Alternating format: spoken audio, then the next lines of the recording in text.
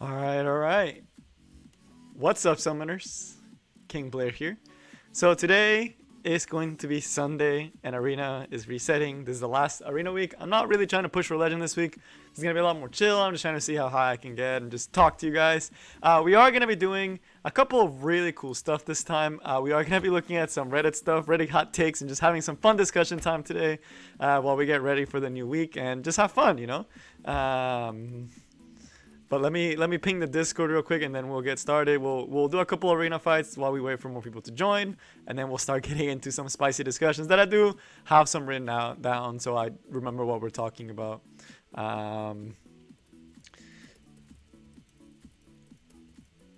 So it's gonna be a fun time. A lot of discussion, so I'll be trying to read the chat as best as possible and making sure I get everything. All right, so let me show you guys what are some of the things I want to talk about today, so you guys get an idea. Hey, what's up? Yeah, it was the cooking video just came out. Yeah, it was a good time. I really liked doing it. I actually really enjoyed making that video. But they always do bad, which makes me sad, because like, okay, I actually don't edit those videos. It's my girlfriend that actually edits the cooking videos because she really likes editing. So I always feel really bad when those videos do bad, even though I put like I was gonna cook regardless, you know, and it's fun, right? So I'll have a lot of fun, but hopefully you guys enjoy it. But all right, these are the things that we're going to be talking about. So these are some of the Reddit hot takes that I've been seeing, and we're also going to go on the subreddit for Epic 7 and check some unpopular opinions later on. It's a whole thread that they have. But these are some of the things that I read a lot of. This isn't just Reddit. This is other places. It's a lot of other things. So the first one is people still think Biseria is bad. They're crazy. Gear substat adjustment. This is one that people are like, oh, I want to be able to maneuver my own gear. I don't know why Epic 7 just doesn't do it. We're going to talk about why that's not a good thing. Why I do not want to see gear substat adjustment. But that's something that is very popular. I don't know what I meant by this one. So I'm not too sure what this one meant. But we'll figure out once we get there. This one's a lot of people are complaining about the current RTA season and saying it's harder. And we'll talk about why that may be and why there's some actual truth to this. So it's the ad system. Yeah, like ads where you can get energy. That's what I was talking about. That I didn't even know they added that, and people are complaining about it. I'm like, why? It's not in your face or anything. And then other discussions are going to be RTA exclusive equipments as well as future skins that I want to see in the game. Well, in the background, I'm going to be doing some arena fights as we go along, having some fun and doing some good stuff. What am I doing? Reddit? Yeah, Reddit's toxic, but it's fun sometimes, you know? Like sometimes you get to see some interesting stuff. Bubbly Karen versus Surmia. Who you got? Dude, Surmia. I love Surmia. Surmia's really fun. I really want to rebuild my Surmia. I use her a lot for PvE, but I want to use her for PvP. But okay, let me turn my camera on, and we'll wait for some more people, and then we'll start going through some of the discussions, some of the toxic comments people have. And TC, my friend, I was talking to you earlier today, and I was pretty molding because I lost 6 fights in a row to 15% and to just bad RNG luck. That's just like, are you like?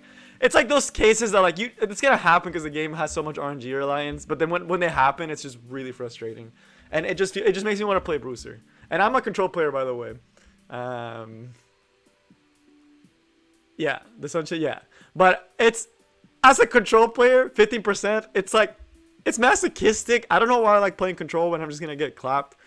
And it makes me really, really sad when I do play control. And it makes me really want to play Bruiser. Like, I really just want to pull a Last Rider Craw. Just sit at RTA and just spam Last Rider Craw, A-Tai, win FCC, and win all my games because, you know, it happens to win. Oh, yeah, I am very RNG. And Texas, let's go. But, all right, we're going to be doing arena on the side while we wait for more people. A lot of people struggle with this defense. For me, it's like I beat it, like, pretty easily, as long as the series is not like insane, right? If the series is crazy effectiveness, then yeah, we're gonna lose, right? But dude, Last Rider's so good. Last Rider Craw, I actually think is the best unit in the game, and we'll talk about all that different stuff later on when we discuss RTA.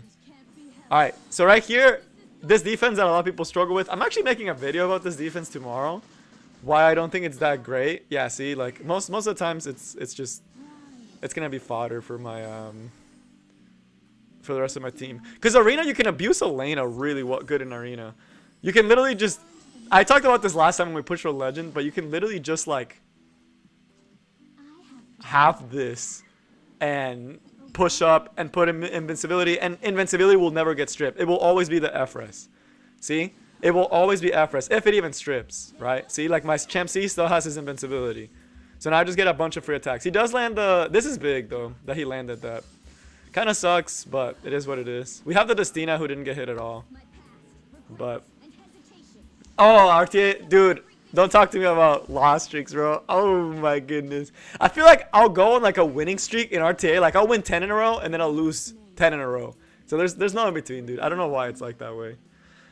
I would honestly say, like, yeah, like there's some truth to just quit. Like stop playing for the day and just take some time and think back of what you could have done differently. Because if you just keep trying and trying and trying and trying, and you keep losing and you don't take that day off, it's gonna get you really tilted, and I've been there way more than I would like to admit, where I just feel like uber tilted and get really, really salty. I don't know why he went. Oh, because he has the highest HP. Yeah. Honestly, I could put this team on auto. I never do it, but I know I can. It's just a matter of actually doing it. Let's actually put it on auto, because this team should be able to clear all of this on auto. That's a lot of damage onto the Destina though, which kind of sucks.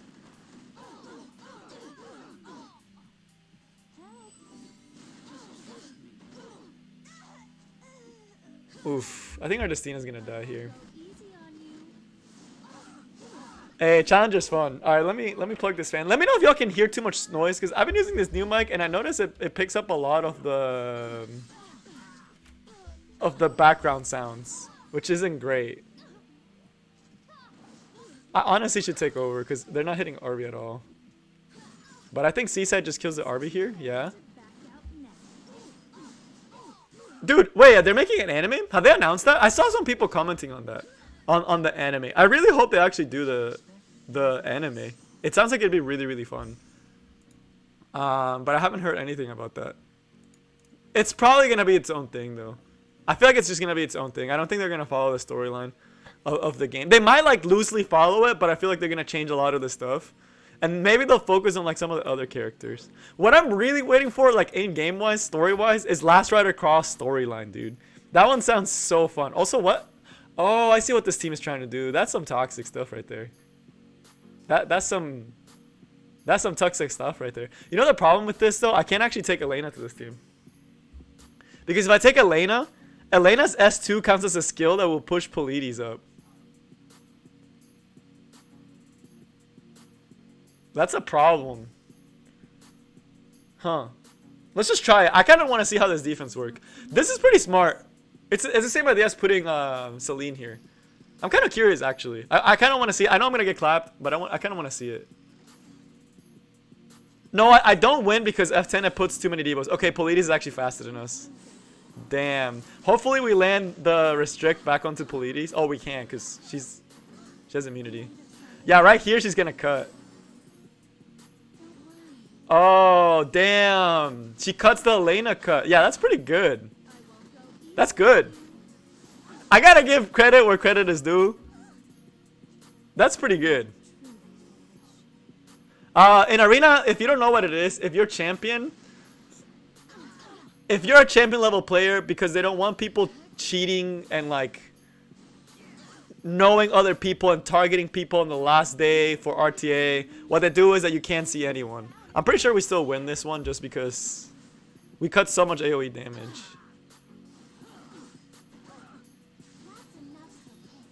Holy moly, we're getting hammered. Please don't put... Okay, he didn't put decreased defense. That's the only one that couldn't land.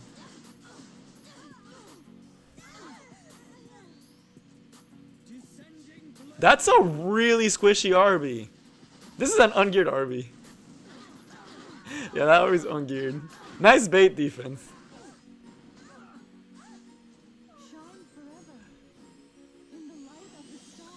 But yeah, that's blind. So people don't target each other, essentially. With this team, should EC use MI instead of F10 and no synergy at all? Yeah, it's a little odd.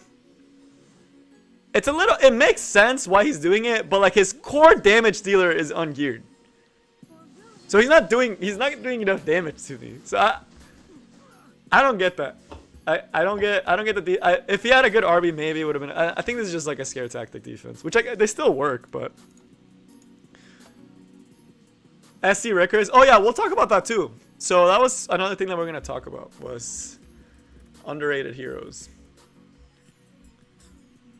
But yeah, Rickers is not great. He's not great. He does certain things really well, but then does a lot of stuff really bad. Next Spear Battle probably won't be till next week. I try to do one a week.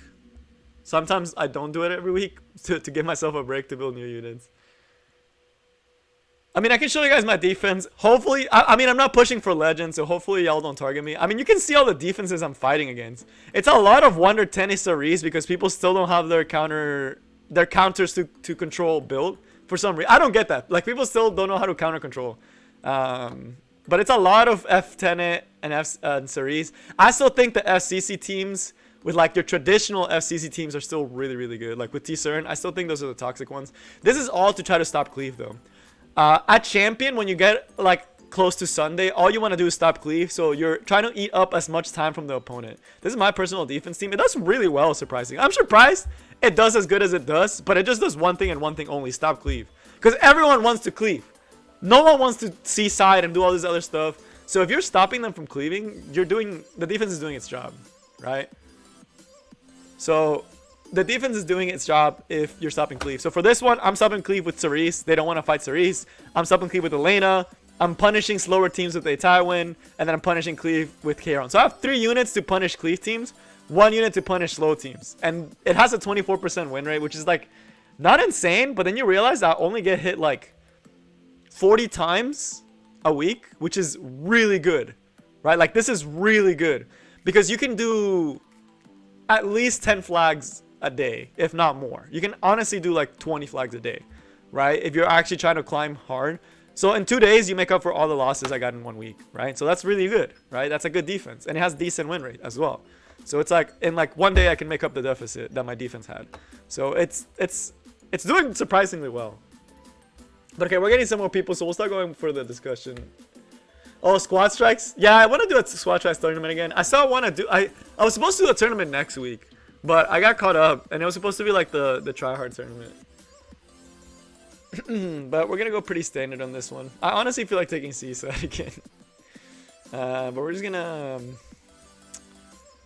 tank and spank. I don't know who I want as my last unit though. That's what I'm trying to decide is how do I want to deal with this RB. I honestly might just keep the Seaside in there. I mean, it doesn't even matter if there's a Charles. And then let's put let's put a Bruiser for the should I put a Bruiser? Who should I put for the last slot? I could put a Rylet. If I put Shamsi, that doesn't synergize that well with the team. Let me think. Who do I want to put for the last slot? I should have this team's already like on lockdown. I'll just put Ravi since there's a lot of Earth. I'll just do this. Let's slide this ML Haze here, and this team should easily take care of this. Dude, F Maya's nuts. We'll talk about that in a second. F Maya's actually insane right now. But yeah, sorry about that. I do want to do one tryhard tourney for this RTA season, like with a prize pool, so everyone can try out their cool units and all that good stuff, and all the spice for the prize tournament, and then we'll do squad strikes again. So I wasn't. Oh, yeah. SC Hago was really fun. Nah, bro, I'm not trying to get Legend 1 stream this week. I'm just trying to chill. Next season, I'm actually gonna try to go for the frame. I will actually try to go for the frame next season. Oh man, we just gave him attack buff. Damn. We're Pepegaing this. I think we messed up. We should not have attacked the we should not have attacked the RB there. Cause that's gonna be a lot of pain. I mean, once it's our ML Haze turns, we should be able to heal up a lot of it.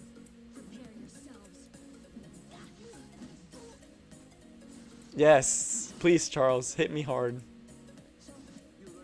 We're still gonna S3. There's no reason not to. We hit RB, which is shocking. He's the only one that had MLDB. I thought we were gonna miss these two.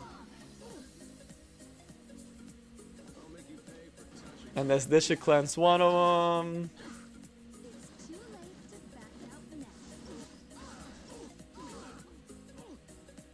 And we're actually not gonna S3 here because I want to do the dunk and reset all my units. Oh, please don't kill it.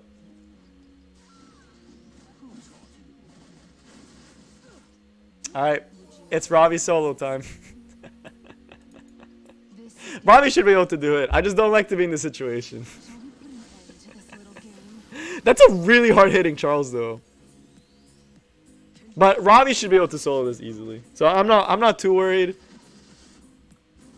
I'm not too worried. I'm chilling. I'm chilling. Robbie's gonna hit a full team stun right here and it's all gonna be good. Alright, let me see what you guys are saying. Then we're gonna go to the discussion part of the video. But dude, F Maya is a really good unit. Like F Maya, no cap, is a really strong unit right now. I wish I had one.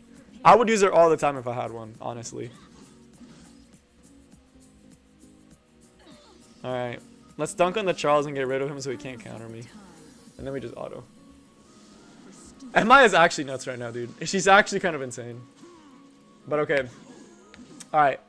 We clear the list pretty easily. I'm not trying to climb tonight, so I'm happy with where we are. We're not gonna drop that much. Maybe we'll come back when it gets closer to rush hour. But I'm okay with I'm okay with this for now. Alright. Let's go to the discussion part of the video. So alright, let me put a marker for myself right here so I make sure after the stream I can put sections in the video so we can talk about it. So alright. If you guys have ever gone to Reddit, which you may or may not know that there's an Epic 7 subreddit, it's a very interesting place with a lot of interesting takes on the game. And we're gonna go over a few of those takes, talk about some of the units, talk about some of the things, talk about some of the complaints y'all have, and I will be answering questions throughout of this and probably going off on tangents, but at least I have this to kind of guide the conversation. And we will get to F Maya, and she will be featured in a video, even though I don't have her. I will be talking about her more in depth, but F Maya is actually insane. So okay. Oh yeah, they will always do that. That is a true. But all right, first let's start with Biseria. I do not know why people think Biseria is bad. I don't even have to go to Reddit for this one. For some reason, there are a lot of people in this community saying she is not good. And there's other YouTubers out there that are saying she's not good. Which is, I'm pretty sure is just hopping on the bandwagon of hating on Briar with Biseria. If we go to her, right? Where's the... and we go to the hero rating. Look at this rating. It dropped after the buff. And I do not know what they are trying to do. I'm pretty sure this guy has it right, as they're just trying to rate her one time so they'll buff her again. But everyone keeps calling Biseria trash. They're saying the buff wasn't enough. And I can show you who the other person I'm talking about that's saying that Biseria is bad. And everyone in the community is saying Biseria bad, buff her more, give her this, give her that. Like, they're saying she's still bad. And I'm like, nah. The amount of Biserias I've started to see in Arena and RTA is insane. She actually has so much potential as a unit. People are sleeping on her, dude. So what people are usually doing with her is they don't realize how crushing this S3 really is. If you get this S3 off, you're pretty much winning the fight. It's so much damage. Rylet, very prevalent. If you're using control, why would you not put a Biseria on your control team? You get unable to be buffed, you get decreased attack, you hit all the enemies, and you just kind of like mess them up, right? And she's guaranteed to get the skill 3 off. She's guaranteed to get the skill 3 off. Her base speed is not even that bad. Her base speed is actually pretty high, isn't it?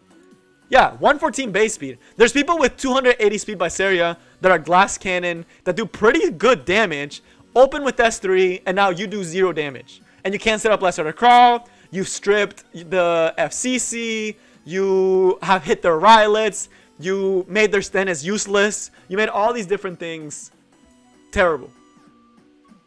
It's actually really, really good. She's a really good unit. I do not know what people want if they just want her like a Kayron.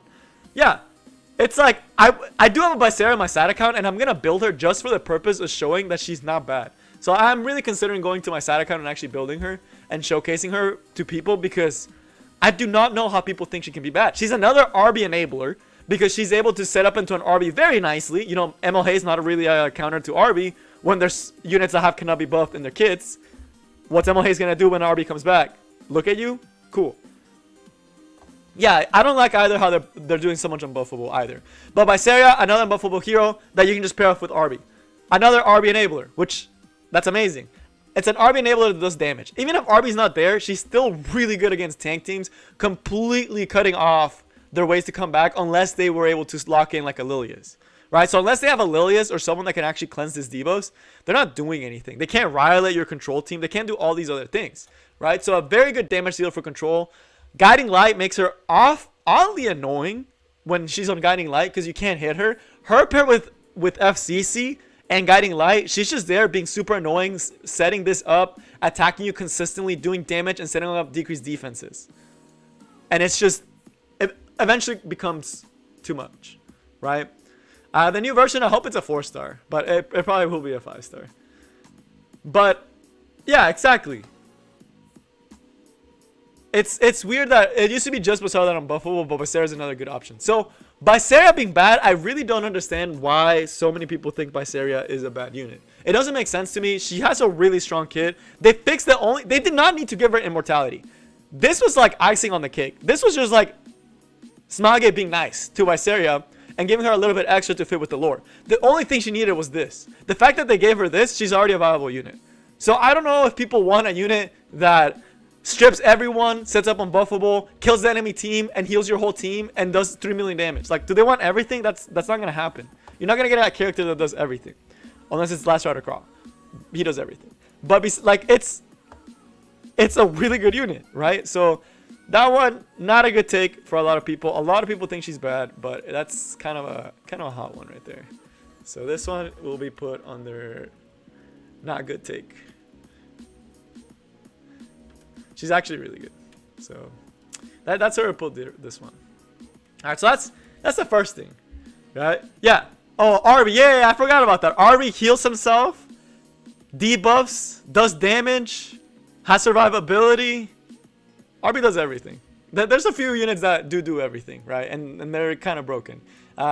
She does a lot though. She's a really good support unit. She does a lot of damage as well, like pretty respectable. But right now onto the second one.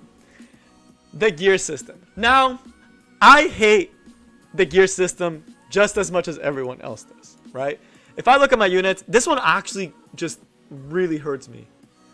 This one actually really hurts me. It's really annoying. But low rolls and gear adjustment.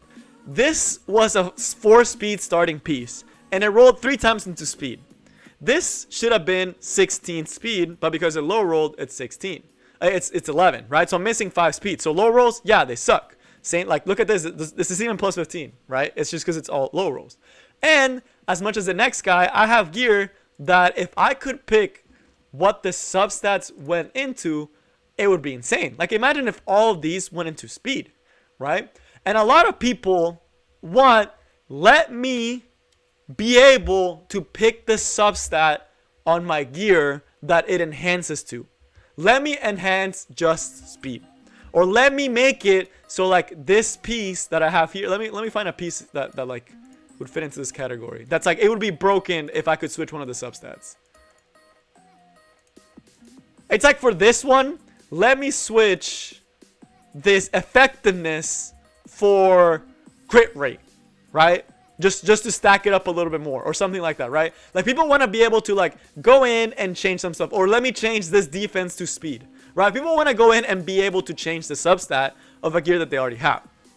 And I'm here to tell you that is not something I want to see. And a lot of people think, oh, doing that, being able to change my substat, right? Being able to make it so I can change this defense to be crit rate, or make this other speed be speed, or maybe if I have 20 million like critical hit damage, I want this all to be speed. And people think that gear adjustment, that's what they want. A lot of people say they want that, but they don't realize how broken that was. And there were appraisal storms, right? You bring that up, Fernando. Changing main stat, I honestly don't think changing main stat is that big of a deal. I think changing main stat could be fine. Even changing set would be fine, right? But people don't realize how substat adjustment can make everything broken. So let me give you guys a little bit of background on where it came from, right? If you guys look at very far away in my video, I actually used to play a little game that was called Summoner's War. I spent like 8 years in this game, and the reason I quit, and it's a video on its own, and I don't want to get into it, but I love Summoner's War, right? It was one of my favorite games. I played the game for 8 years, and I was super invested very heavily on it, right? And this game has a gearing system very similar. When Epic 7 first came out, people thought it was a copy of Summoner's War. That's how similar the games were at first. But this game actually has reappraisal stones. So you can see here, that's kind of how the gear, very similar to equipment. And they have it so you can actually change the substats to a different substat, or just reroll all the substats on a specific piece of equipment, and it holds all the rolls, right? Or it makes all the rolls higher. That game has one of the most broken RTA systems in existence, and gear optimization is on a whole different level. Like, y'all, everyone thinks if you can pick substats, you're gonna be able to compete against whales. A lot of people think that way. They're like, oh, if I can change this substat, I can have OP heroes to compete against whales. But what you don't realize is that whales are gonna be able to use the exact same thing you're using, but way more. So they will be able to reach optimization levels that you've never heard in your life. They will be able to reach 300 speed on every single one of their openers, 300 speed plus, while you'll still be stuck at 280, and then you'll be complaining still about Cleave outspeeding you. Because why are they outspeeding me? I put all this effort into crafting speed gear. How come they have better speed gear still? And that's because whales are going to be whales, right? You can't expect to compete with whales ever. And think of a system that lets you optimize that much. Any optimization makes it worse. We saw level 90 gear made the gap between free-to-play and late game players a lot bigger. It wasn't as bad since it still relied on a lot of RNG and on previous gear, but this has already made it so legend level players have insane gear. And I can't show you all the gear that, like, the units that they have. And I guess I could say I'm a legend level player, quote unquote, but I do not have even near that level. Imagine if all legend players had gear like this, right? I have one piece in my whole account, 2 years playing, and I'm a light spender. This is my best speed gear. Now imagine a whale that could do this on every single piece. It's insane, right? It's impossible, right? Yeah, whales will always be better. So I do not see. Oh, also I need to change this artifact. I forgot to change it back. No wonder I was losing all those games with my Cerise. I was doing some PvE stuff. Let me change this while I'm still here. Sorry, sidetrack conversation from what we were talking about. Gear optimization is not okay. I did not even realize that my Cerise was on that artifact. Yikes. But wanting gear optimization, wanting to be able to adjust your substats, I do not think it's good. Like, would I benefit from this? Yes, there's so much gear that I have that I'm like, man, imagine if I could change all these rolls to go into speed instead. This would be a godly piece for my Cerise. But the thing about it is, if you can use it, they can as well. So you really don't want that level of gear optimization in Epic 7. I can tell you that it definitely made Summoner's War really hard for new players to come into. That's like a whole different video, but just know that it has existed in other games, and it's not great. The game has been out too long for this change to be made and be beneficial to everyone. It will be more beneficial to whales, and it will put mid to late game players in a bind, because new players would actually get a slight advantage, but mid game to late players that maybe don't even have the gear or already sold the gear, it's a whole thing where it would be a mess. I don't think it'd be great. Yeah, whales will always be better. Yeah, it's tough, right? So it will be it will be a chasm, and RTA already doesn't see big numbers, which is a whole different topic for another day. But RTA is already not seeing that many numbers, and it's already very different. So imagine if everything was just harder for new players to try to get into. So this one, not something I want to see. I don't know if other people want it. but I do not like this at all. All right, now this one. Still don't know where this is, and I don't know anyone who would complain about this at all. So apparently they added a way for you to watch ads in Epic 7. I did not know this. Did you know this? They added things to the game that you can watch an ad and get energy. Now, I don't know where you could do that. So I don't know where to watch it. Yeah. Event news. Let me see it. Event. You can actually watch ads for energy. Yeah. Yeah, see? Look at this. I can watch this ad, and I'm like, okay, cool ad, like whatever. And do I get energy for that? Apparently, you can do this, and you get energy for doing this. Let me see, because I didn't know you could do this. It's an event. Okay, so you go in event tab. Is it here or is it in 100 each day? Yeah, that's a lot of energy just for watching 5 ads. I don't see why you wouldn't want to do that. So for some reason, mine is broken, but you can come here, watch the ad. Okay, now it's working. I think it just glitched out. They added this, and you can watch the ad, and you get 20 energy for every ad that you watch. This literally is, what, 2-3 minutes, and it gives you 100 energy every single day. It's completely optional. It's not in your face. You get to do this on your own, and you get free energy. People are going to come in and be like, what the heck? Are you sponsored or something? No. But I think this is cool. I don't get why people are complaining about this. It's just, if you want to get the extra energy, you can get the extra energy. Look, an ad reward has been sent to my mailbox. I watched one today, and it's 5 a day. Okay, cool. Now I have, look, I can just do that 5 times, and now I have 100 energy today. That's great. I do not know what people, it's so nice. It's so hidden. It makes it so you can just go in, get it. If you don't want it, it's not in your face. You don't have to do it at all. It's completely your choice. I think it gets the company revenue. It makes free-to-play players happy because now you have more energy to play around with. Everyone wins. It's so great.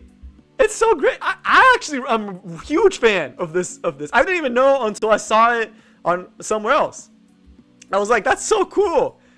I'm not going to do it because I don't want to watch 2-3 minutes of ad. I don't struggle with energy that often. But you can bet right before a hunt event weekend, oh, I am watching those ads every single day and getting that sweet, sweet energy. I don't know why you wouldn't want to do that.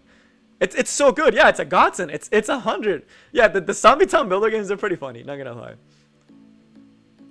But I don't get, like, what people are saying is they think that it's Smilegate being greedy. But Smilegate does a lot of stuff wrong. But the one thing that they did right was this system. I am a huge fan because it's rewards for the player.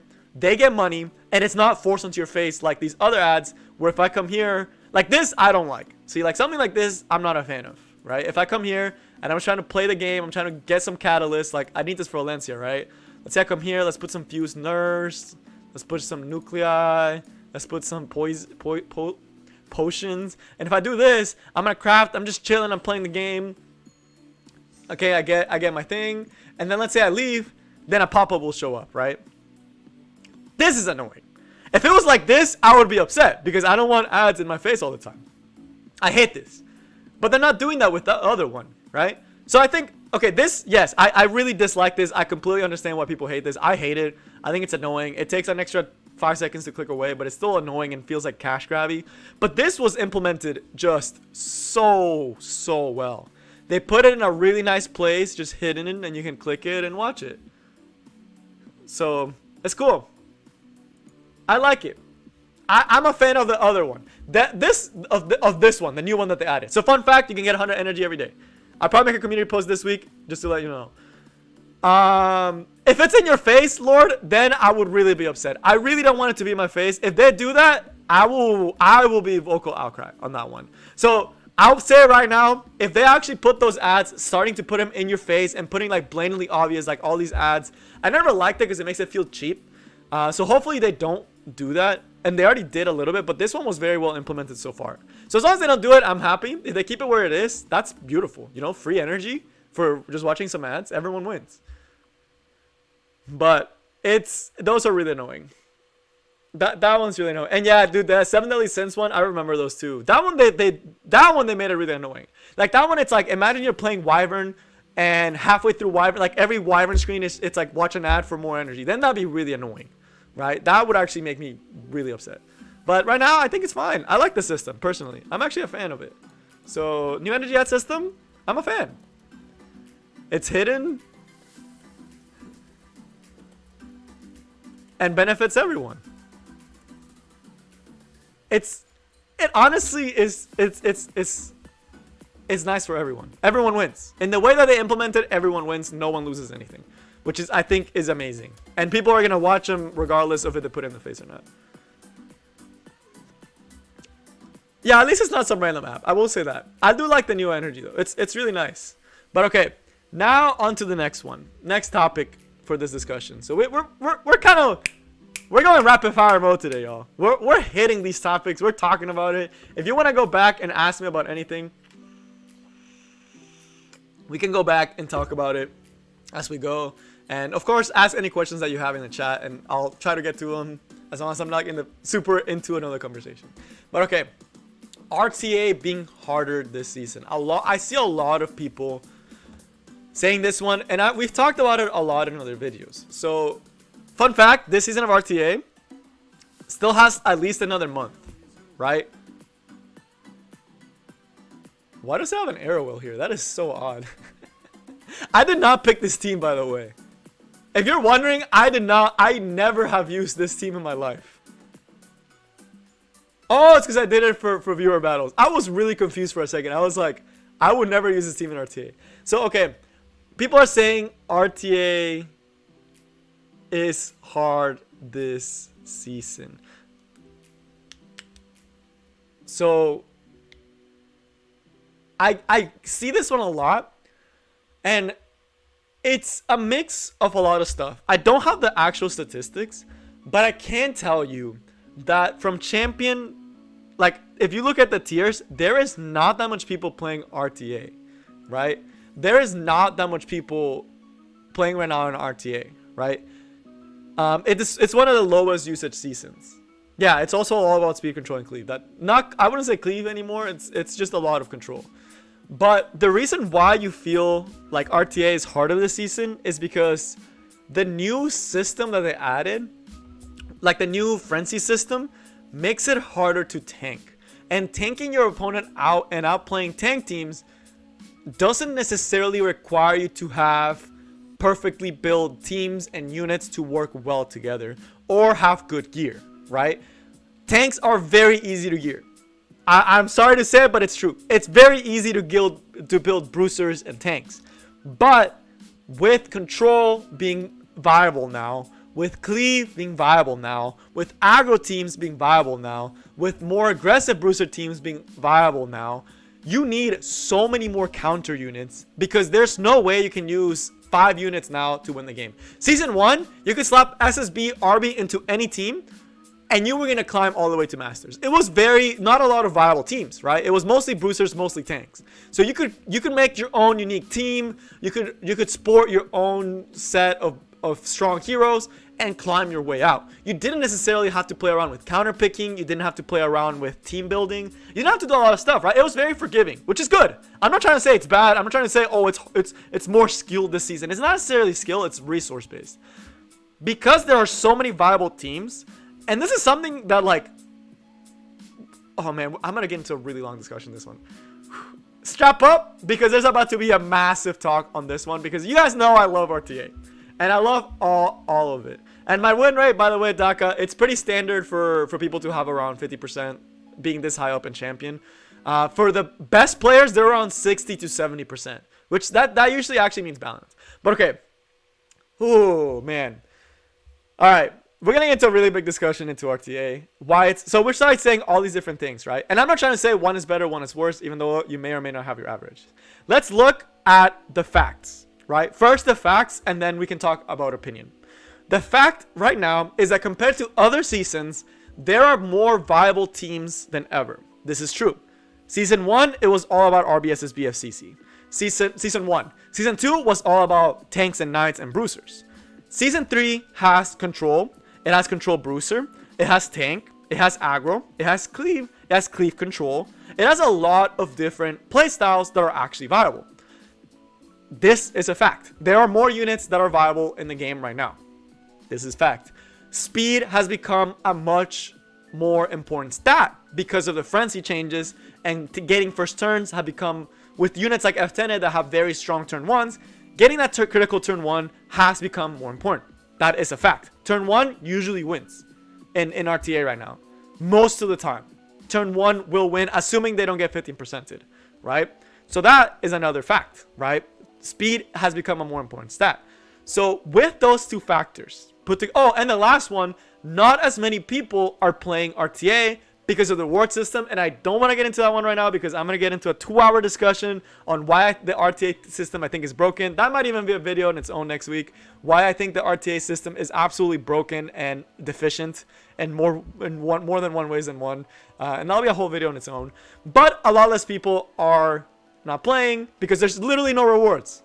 There is 0 rewards for you playing, and the FCC skin, you can get it. I'm playing 600 games. I could have gotten the FCC skin with 50.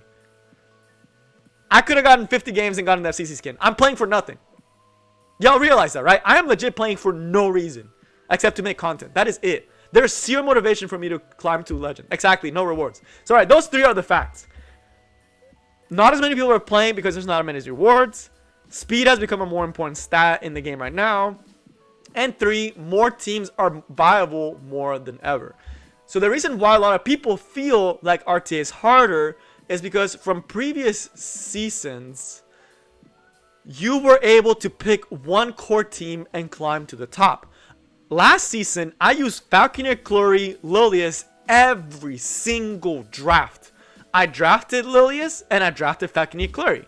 And those 2 units, along with like 3 DPS units and 1 or 2 counters, I was able to get all the way to really high up in champion, right? With just 5-6 units, right? No matter the situation, I could do 5-6 units and I was happy, right? I could climb really, really high. This season, because there are so many other viable strategies, control being one of them, probably the strongest one is tank and control, ironically. And when I say tank, I mean the three knights. We all know the 3 knights. FCC, Last Rider, Crawl, A Tywin. They're all broken. And control, F10 SREs, we all know they're stupid as well, right? But those are the main 3 strategies, and you have to have counters for both of those strategies. I have not pulled for Polides yet. But you have to be able to counter those strategies as well as the random cleave player you'll occasionally face. And that requires you to have 5 to 10 counter units. This is not even including your already team core of 6 units. While you could have very good success in previous seasons with 5 to 10 units, you need like 10 to 20 units to do well now. Or you're just going to get destroyed. If you don't have counters to cleave, you're losing. If you don't have counters to control, you're losing. If you don't have counters to the super tank teams, you are also losing. It is very reliant on you having a big unit pool, which rewards late game players, but early game players that may have been doing as well are not going to be as strong as they were in the past. Which is why for most players that were reaching masters quite easily, it's become a lot harder, especially because now there's less people that are trying and they're all going to be stronger. Now, the last week of RTA, when everyone's trying to rush to get the skins, that's when you'll get a wide variety of players that are going to be great or bad. But it's not that big of a deal, right? Like, once you get close to the last week, like once the end is announced and there's like 1 or 2 weeks left, that's probably going to be the easiest time for RTA. So if you can't win right now, don't feel discouraged. The last week of RTA, try your best to get as high as you can, because those last 2 weeks are when you're going to be fighting other players that are trying to go as high as possible. And the next Mystic is not confirmed yet, but I really hope it's FCC, because I need a broken character. But yeah, so if you feel like you're struggling, wait till there's more players playing. Just be ready for the meta, which is control, tank, and everything. You have to have answers to control. If you don't have answers to control, you are going to lose. Get FCC and win, honestly. But you are going to lose to control if you don't have answers to control or to cleave. So you either get like Polides is out right now. Just get her, build her, be ready for the last 2 weeks. And then you're set. You're chilling, right? So you should be able to get the skin as long as you have a decent unit pool with decent gear. I still stand by that statement, and I still think it's true. I just recommend you do it the last 2 weeks. Yeah, I would, as a Mundle player, yeah, don't go into RTA. You will feel very, very sad. You will get curve stomped. Maybe give it like 2-3 more months when you have a really strong core team of units. Like when you have like 5-6 units I-90'd, that's when you may want to consider trying RTA because it's really fun. Landing on Guiding Light is absolutely disgusting, but I don't find either unit annoying. Sten is really annoying because it's kind of a win button if you don't deal with it. But I guess Landy is to an extent as well. But okay, that's why RTA is harder this season. But yes, FCC with Landy and Landy on Guiding Light is not okay. But you have units like Basar. So there are counters to those type of teams, which is the only saving grace for certain type of things like that. Alright, but on the topic of RTA, before we go to the other topics, or kind of segueing over to the other part. Oh, I guess we still have to discuss the Reddit post, the other takes that people have. Yeah, Landy plus Guiding Light plus FCC is pretty toxic. You kind of need Basar, not gonna lie. But okay, as far as overall my RTA experience this season has been a lot of hype and a lot of frustration because of the reward system. And the other thing is that I may say some choice words, so bear with me, but I don't know why everyone is being so sweaty. Bro, why are people sweating so hard? We still have over a month of RTA, right? As we mentioned, there's no rewards, right? Legend cutoff. If you're wondering, to be legend, right? The legend cutoff is like 2,900 right now. It's 2,900. Why are they pushing this so high? Why are they sweating so much, bro? Is it really that worth to spend hundreds of hours for the frame that you're gonna get at the end of the season? Why can all the time? And yeah, I've been going on a lose streak, right? That's why I'm a little salty. I was a legend and I just dropped all the way down because I was getting really salty. I lost to some things that I should not have lost to, and it made me very upset. And I could show you all the matches, which is why I stopped that way. But dude, why are they doing this? Y'all realize by the end of the season, right? So if we look, where do I see all the tiers, right? By the end of the season, in a month from now, from bronze to champion, there will be less of a point difference. Let me put that again for you guys. To get from bronze to champion, it is less points than to get from champion to legend. Think about that. By the end of this, in 1 month, the cutoff will be 4,000. I guarantee you all right now, and I'm not kidding when I say that. The legend cutoff is going to be 4,000 points. There will be a bigger gap between champion and bronze. If you're a late game player, what is your motivation to fight against the top 100 sweatiest whales with all the most broken gear in the game? It's hard. It's hard. And I have to include myself in this because clearly I really like RTA. I'm kind of a sweat too. But I have the excuse that I'm doing it for content, right? So I at least have an excuse. But I don't want to hate on whale players. I don't want to hate on legend players. They really are cool guys. I actually know a few of them. They're really chill. A lot of them are just trying to have fun, and they really like the game, right? And then they like to try cool teams out. But it's so toxic, dude. Like, it's not their fault. That's all I'm going to say. It's not their fault that Legend is like this. The reason why is because Smilegate was looking at it and they're like, you know what would be cool? Let's make it so how many people do we have playing this game? We have over 1 million people playing this game. What if only the top 100 players globally that play our game can get this extra skin that honestly doesn't even look that different from the champion one? Only the top 100 though. Out of over 1 million players that play this game. Only 100. And let's give them no rewards from getting to champion to legend.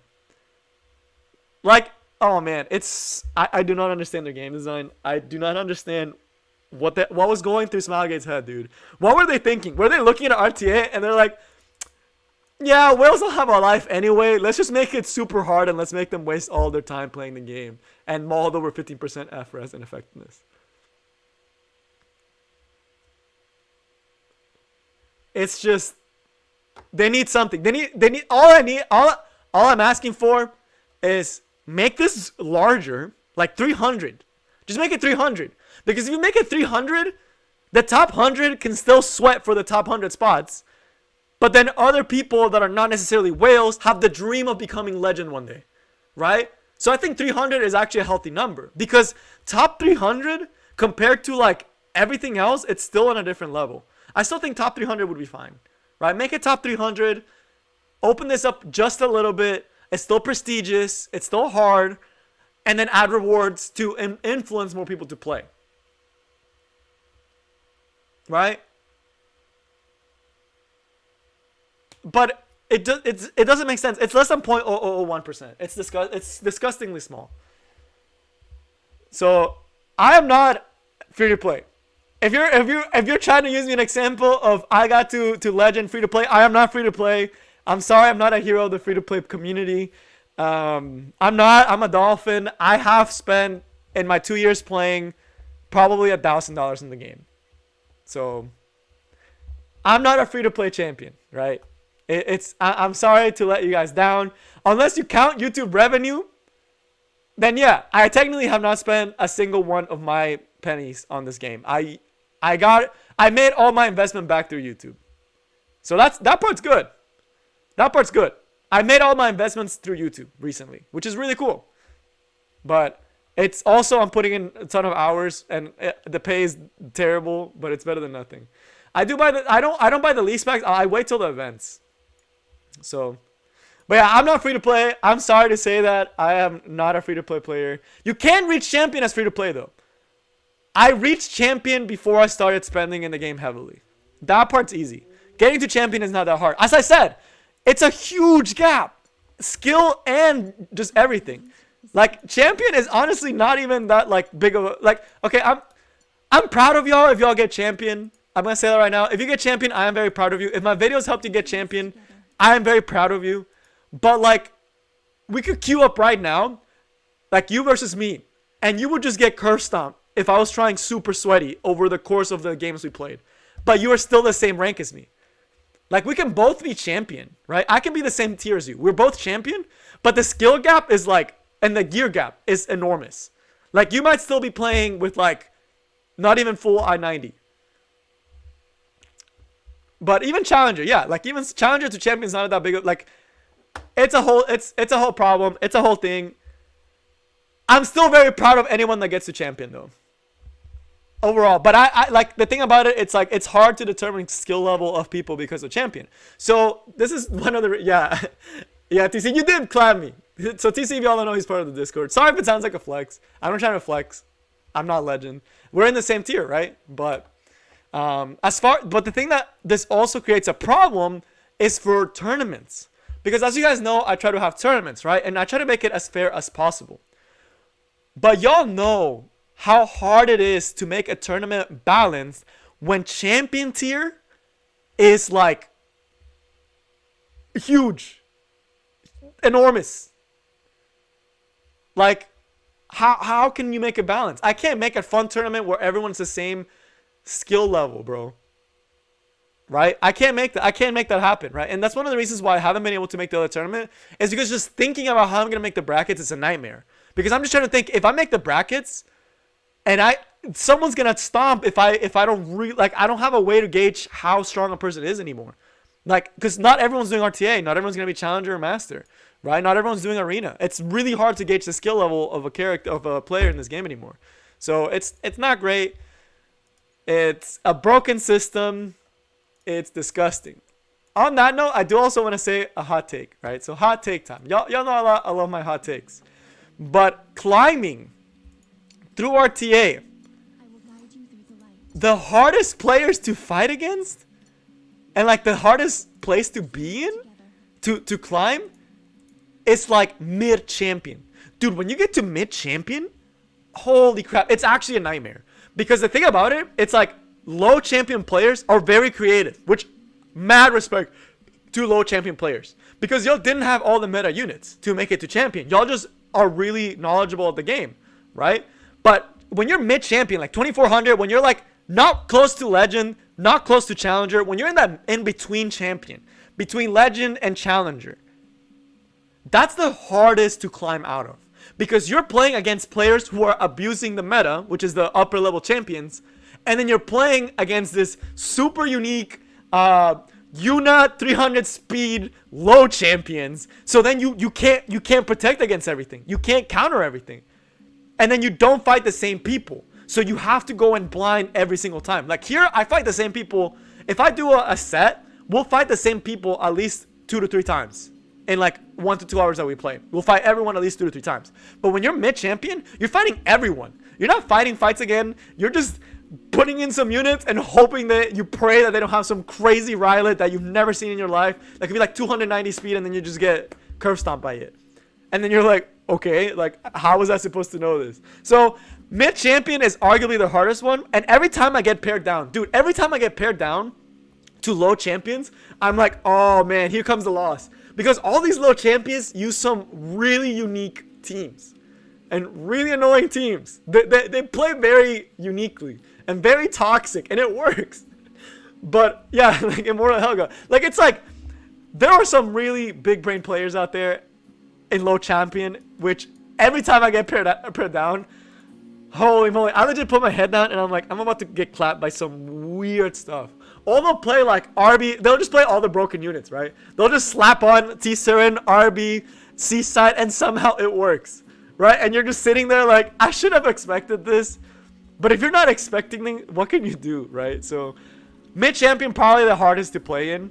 I would argue mid-champion is harder than playing at Legend, to be honest with you. Yeah, exactly. It's just weird. It's not fun. It's people aren't ready. It just works. It shouldn't work, but it does.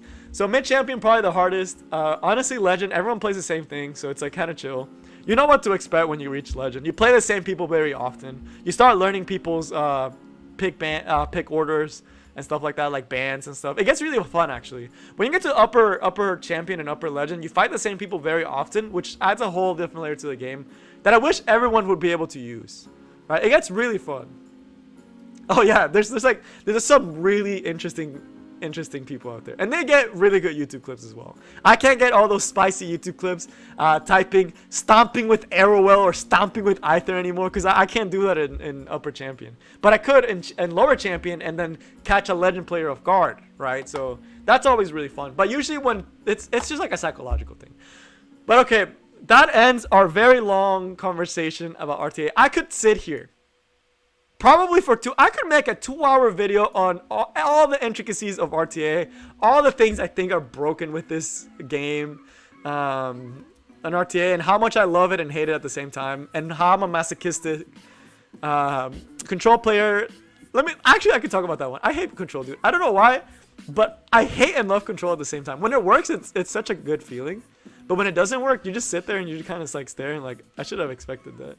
Like this one, the T-Siren hit my Rylet 4 times in a row. Can't do anything about that one, right? I got all the way down to just the T-Siren and the Rylet. T-Siren hit him 4 times in a row. What am I gonna do? You know, sucks to suck, lose 20 points because he was a low champion player. This one I just, the Lencia lands the strip on the Charon, it lands the strip on everyone, and the A-Tywin cleanses all the provokes off of everyone, which I did manage to hit, which was surprising, right? 15%, gotta love it, dude. Just loving it. This one I just got murked, dude. I just got murked on this one. I actually lost that one. This one I lost legitimately. This one I also just got curve stomped, right? This was just like, oh man, I really just got outdrafted. But this is a toxic team as well. This is really toxic. I gave him the 5 pieces of Exodia. I deserve to lose that game, right? I shouldn't have let him keep all of these. This one, Cerise and F10A missed their strips on the Biseria 2 times in a row. Right at the end, Champ C doesn't counterattack the right unit. I lose the game. I was like, all right, I guess you're just better at the game than me, even though we clapped them before. So, and then this one I got outdrafted as well. So this one wasn't out. There's a couple outdrafts, but a lot of them are also 15%. But yeah, it's not hours. Control's fun, but I hate it. But dude, champion mid is actually the sweatiest part, dude. Yeah, RTA does bring a lot of viewers. That's why I had to get all the way to the top. They do need to add more tiers though, because it's just such a different play difference. But yeah, it's oh, this song, yeah, this song, all the YouTubers play it. All the YouTubers play this one. Yeah, it's a good time, you know.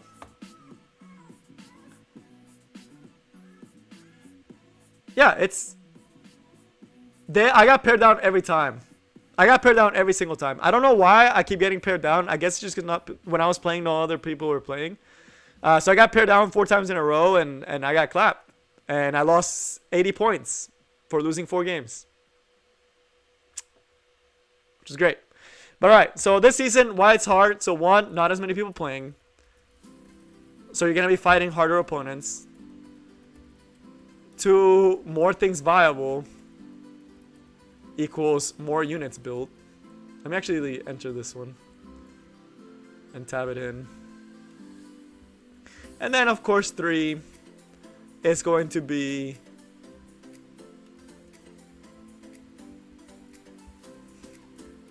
more important. Gear and speed is more important this season, which is not it's not something I like, and it shouldn't be that way, but it is the truth, right? Speed is more important this season. But yeah, it's a good time. So RTA, we discussed this. So let me delete that. So RTA, let me just put discussed. So we talked about RTA. I don't want to touch RTA because we're going to be there for another 2 hours. But alright, going back to Reddit, which is what this video was originally supposed to be about that. But you guys know I love my sidetracks. But okay, I actually think this is fun, and I like seeing it. And let's just go over some of them, some unpopular opinions. But we do learn from other things. But okay. Any hot takes on Emeru about 2 weeks of her release? I still think she has so much potential, but every time I fight Emeru, I have not lost to our team and Mercedes to date. I've had our team and Mercedes pop off every single turn, and they still don't win because it's not enough, because she's taking the slot of an RB. Right? So it's just like, you're not RB, so you can't one-shot me, right? Let me see something. But alright. So now let's see some unpopular opinions. Which I don't think this was actually unpopular. So Reddit, overall, I actually read through some of these before starting the stream. A lot of these are actually like very reasonable. Like the majority of this, I was like, not gonna lie, this isn't unpopular. I think this is really good. I'd much rather run hunts than labyrinth, because at least for hunts I can just AFK. For labyrinth, I actually have to sit and actually do it, which is so stupid. This one also not a bad take. Not everything has to be a good unit, and we've talked about this before. Because a lot of people like to complain about units being bad, and it's like, I'd rather have weak units every once in a while that are disappointing than have every unit be broken and the meta change every single time. F10A, case in point. I don't want to have to fight F10A every single time, dude. That one is nice. This one's kind of a hot take.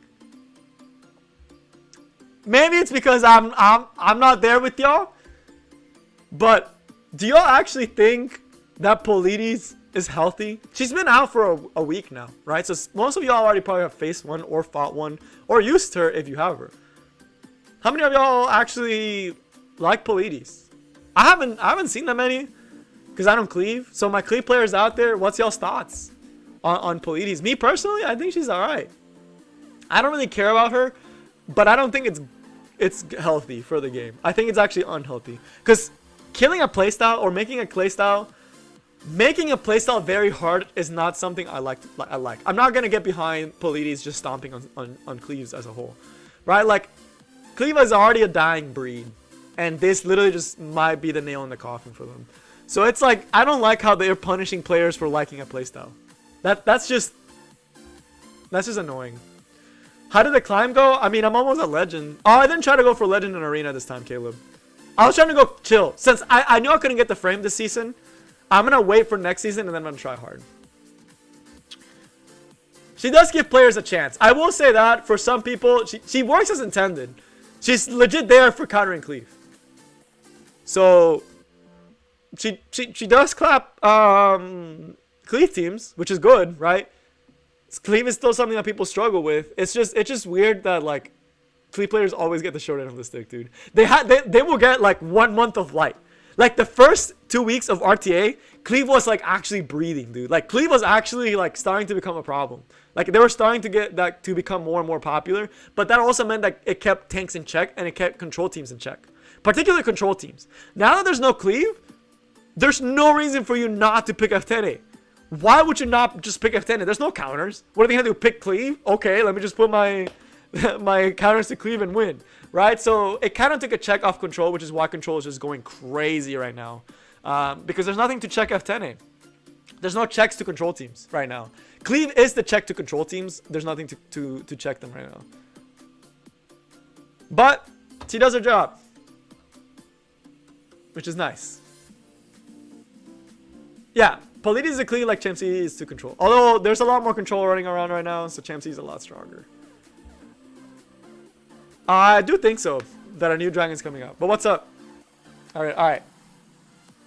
This one we already talked about, and it's where I got the other one. You're gonna get back gear. It's a part of life. And it's the thing that everyone suffers with, and it's the thing that like has slowed down progression for top level players. Because top level players can't build every single unit OP, they can only build a couple of units OP. Right, so it definitely is something everyone has to deal with, which sucks. This one has a bad word, but it's not great. Tower is really fun. I actually don't agree with this. I think Abyss is actually like a really fun game mode, even though it's kind of toxic sometimes. But I really like the new tower. The new tower is actually really good. I'm a really big fan of the other one. This one, I'm just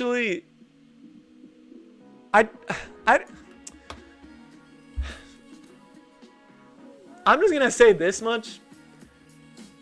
I don't get why everyone likes to hate on Cleave. I don't. Like, I get why people like to hate on control. I get that. Abyss. Oh, Abyss, yeah, Abyss is pretty crazy. But I get that people don't like Cleave. I kind of get it. I get why people don't like control. Control is very toxic to go against. I get why people don't like tanks. I get why people don't like boosters. And I get to an extent why people don't like Cleave. But it's just like everyone's like, oh, like every argument to why we shouldn't nerf FCC.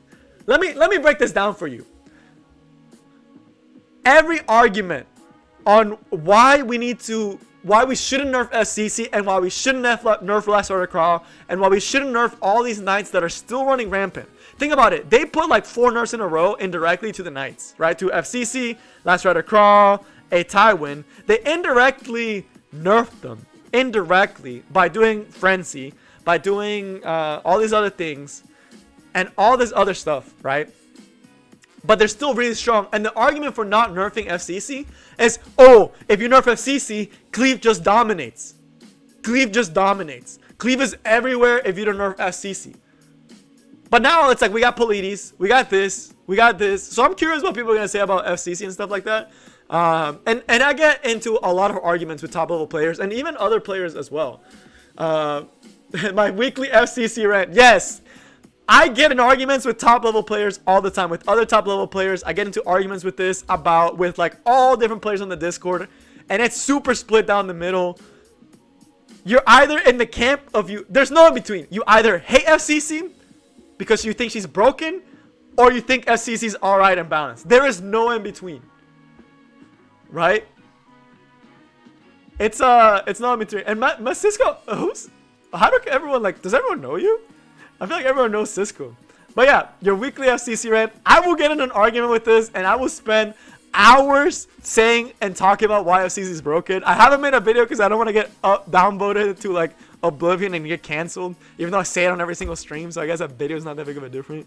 But I actually hate FCC. And the argument was Cleave was broken, but Polides is here, so what's the argument now? And FCC has never even been a good counter to Cleave. Like, to be completely honest with you, FCC has never been a good counter to Cleave. She's not a good Cleave counter. She's not, because there's like Operator Sigrid, and all this other stuff. Oh, nah, dude. When I get FCC, I'm first picking her every single game, dude. Every game is going to be FCC spam. Toxicity with A-Colin. All this good stuff. Oh, I'm so excited to pull for FCC. Oh, I will actually wail for FCC this time. But I like Cleave. I mean, I think it's fun. It's really cool seeing a Cleave pop off. It's really nice. It is frustrating when you lose to it, especially when you know it's coming. Like, when you know Cleave is coming, and you're just like, I know Cleave is coming, and I can't prepare for it. It sucks, but... oh, sorry. I see why people would hate it. Because if you don't have the counters to Cleave, Cleave is very oppressive. Same thing with Control, though. But at this point, it's the same thing with Control. If you don't have the counters to Cleave or Control build, you are going to lose a lot. Which does require you to take an extra step. So... and I know, dude, we keep taking each other's units. But yeah, I have a Tywin. A Tywin's really nice. I will say, Broken Knights, dude, I can't imagine having Last Rider Crawl, FCC, and a Tywin. I have a Tywin, and I'm already, holy crap, a Tywin's busted. A Tywin's nuts. But I can't play him as much because I don't have Last Rider Crawl. Oh, yeah.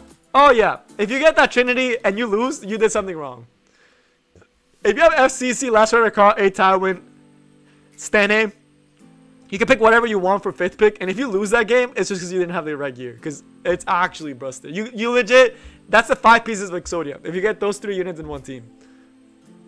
Cleave is boring. I understand why. It's quick. Fights are over like this, but it's still exciting.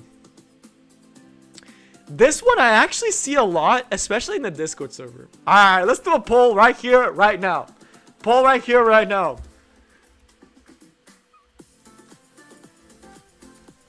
Do you like Roana's design? Yes or no?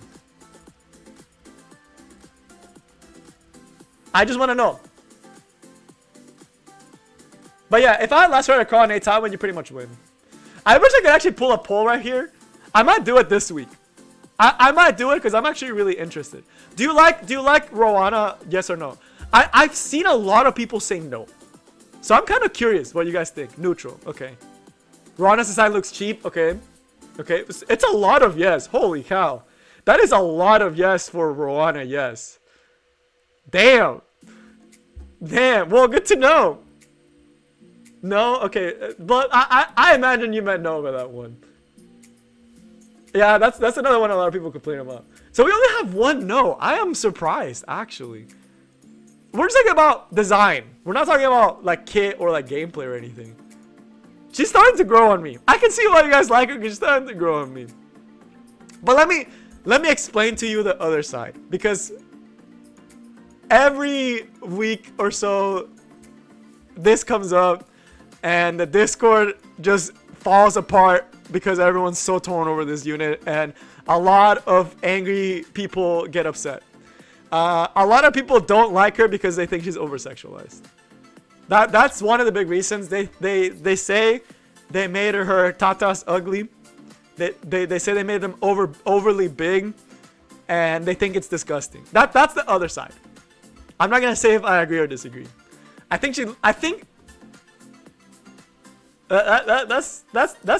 what a lot of people say. That's the counter argument to does Roana design look good? But she's dummy thick, dude. She's dummy thick, bro. I also hate the gloves that all the Rekos people wear. It just bothers me that it's like gloves with nail paint. Like, that doesn't make any sense to me why they do that. But I always just thought it was bland. But yeah, I get it. No. I'm not trying to argue with y'all.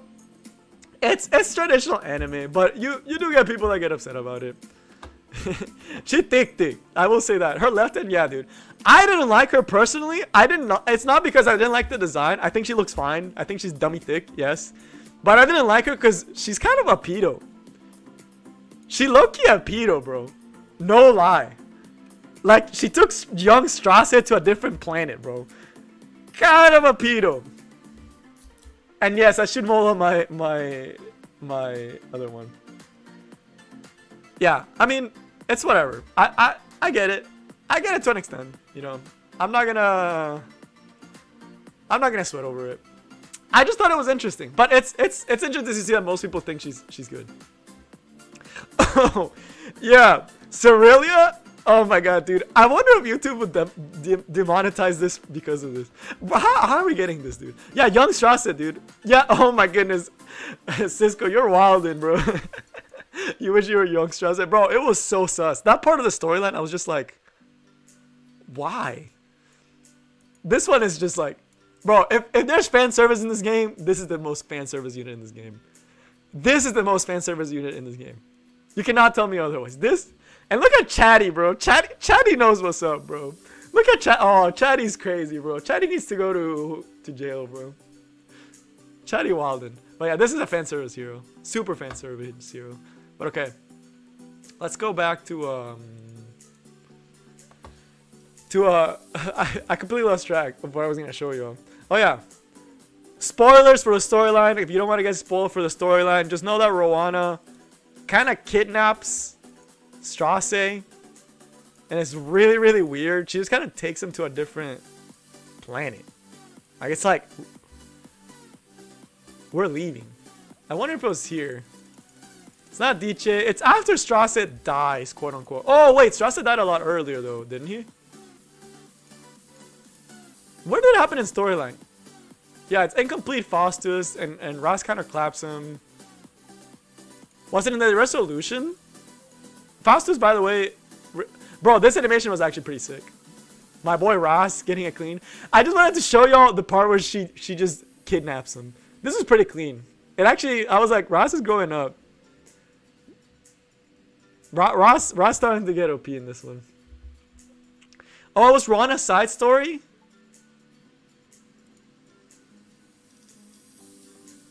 This was also really, really cute. This was actually so wholesome. And Arky sad. Oh man, sad Arky is like, it's so sad. Alright. Where was it? I thought it was right there. I guess it was her side story.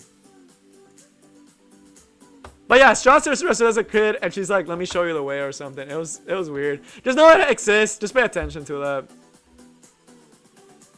That is true. Lord Orion, I can see where you're coming from. That is true. Also, in the stream, Kisame, they mentioned that they wanted to bring back units like Cerealia in a way that you could always be able to get her. I don't understand why they just put Cerealia in Hall of Trials. Can someone explain that to me? Why is Cerealia just not in Hall of Trials? They already have a system for like Xeno. Why not just freaking slap stupid Cerealia? Or not stupid, but just put. They already have systems for all this stuff. Why make it super complicated? They want to make it more complicated. I don't understand that. I really don't. Why can't they just like use the systems they already have and just improve on them? Xeno already doesn't get bought. I accidentally bought a Xeno. And I was so sad. I was like, why did I buy this guy? I already have him and he's trash. But okay, I'm getting sidetracked. Let's go back to the notepad. Alright, let me go back to let me see a couple more of these Reddit ones and then we'll go to the next discussion. But we're almost done with them. But I was curious about this one because I see both of them. But I agree. Male heroes are also very sexualized. I mean, Mort literally rips his shirt off. This is true to an extent. Not gonna lie, to be honest with y'all, I don't think Cerise is broken. I know that, okay, I know y'all are already getting ready to type, King, what are you talking about? Cerise is busted. I actually think Cerise is a balanced character because she pales into comparison to freaking F10A.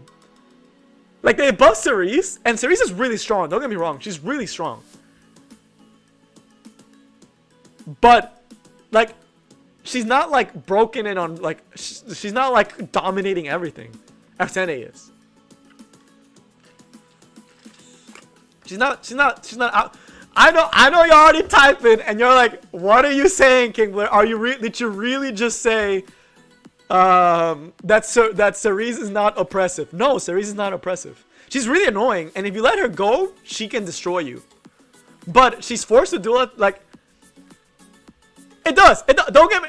She's really strong, but there are so many other. That's like, it's power creep 101. Cerise got power crept in the 1 month since her release. Yeah, I don't understand what people say. Like, Reddy said that. F10 is just on a different level, dude. Like, it's like, I would 100 times rather go against a Cerise than go against an F10 or an Arby. Like, Cerise is actually not that bad. She's not RB level. Yeah, she's not RB level. She's not F10A level. She's strong. She's like, I wouldn't even say she's Last Rider Crawl level. She's like right around there.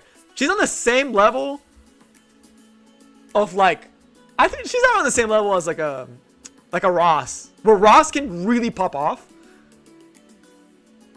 Yeah, I would say A Tywin. She's up there with A Tywin, where they can be really oppressive in the right team composition, and if you're not ready for them, you will get destroyed. Or Spectator level, yeah. Like, it's like if you don't have an answer to it, you can definitely get overwhelmed. But if you have an answer to her, she's not that crazy, right? You can manage.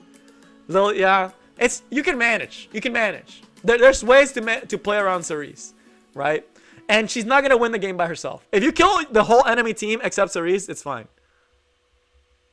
So Cerise, strong. Yeah, I do not want to take anything away from Cerise being a strong unit at all. Cerise is broken. She's very powerful, but I wouldn't say she's like oppressive. I think that's a better word. Broken, I guess it gets thrown around a lot. She's very strong, but she's not oppressive. I will use oppressive because broken is like really strong, but above broken is oppressive. Like Last Rider Crawl plus A Tywin plus FCC, that's oppressive. RB F10 that's oppressive. That's above broken, bro. That's actually just oppressive gameplay. Like, you're actually just getting shafted by that combination. It's disgusting. It's tough. But Cerise, not bad. Annoying? Yes. Definitely annoying. She's very annoying to go against. She can definitely make you want to maul a little bit. But you can definitely do stuff to her. I don't know, bro. This is a King Blair system, bro. We're going to put oppressive, broken, strong. In that order. Dude, Elena's really good against Cerise. I love using my Elena against Cerise. It's like they ban her every single time when they use Cerise. Also, quick intermission. If you're liking these hot takes and you're liking the stream, make sure you like, subscribe, join the Discord server. We do a lot of this stuff weekly, so make sure you're subscribed so you can get more content. It's free. It doesn't hurt you. Also, consider becoming a member to help out the channel so I can do fun stuff that I haven't gotten around to doing, but I will definitely do once I get more time, and it will come up. But okay, let's keep going. All right.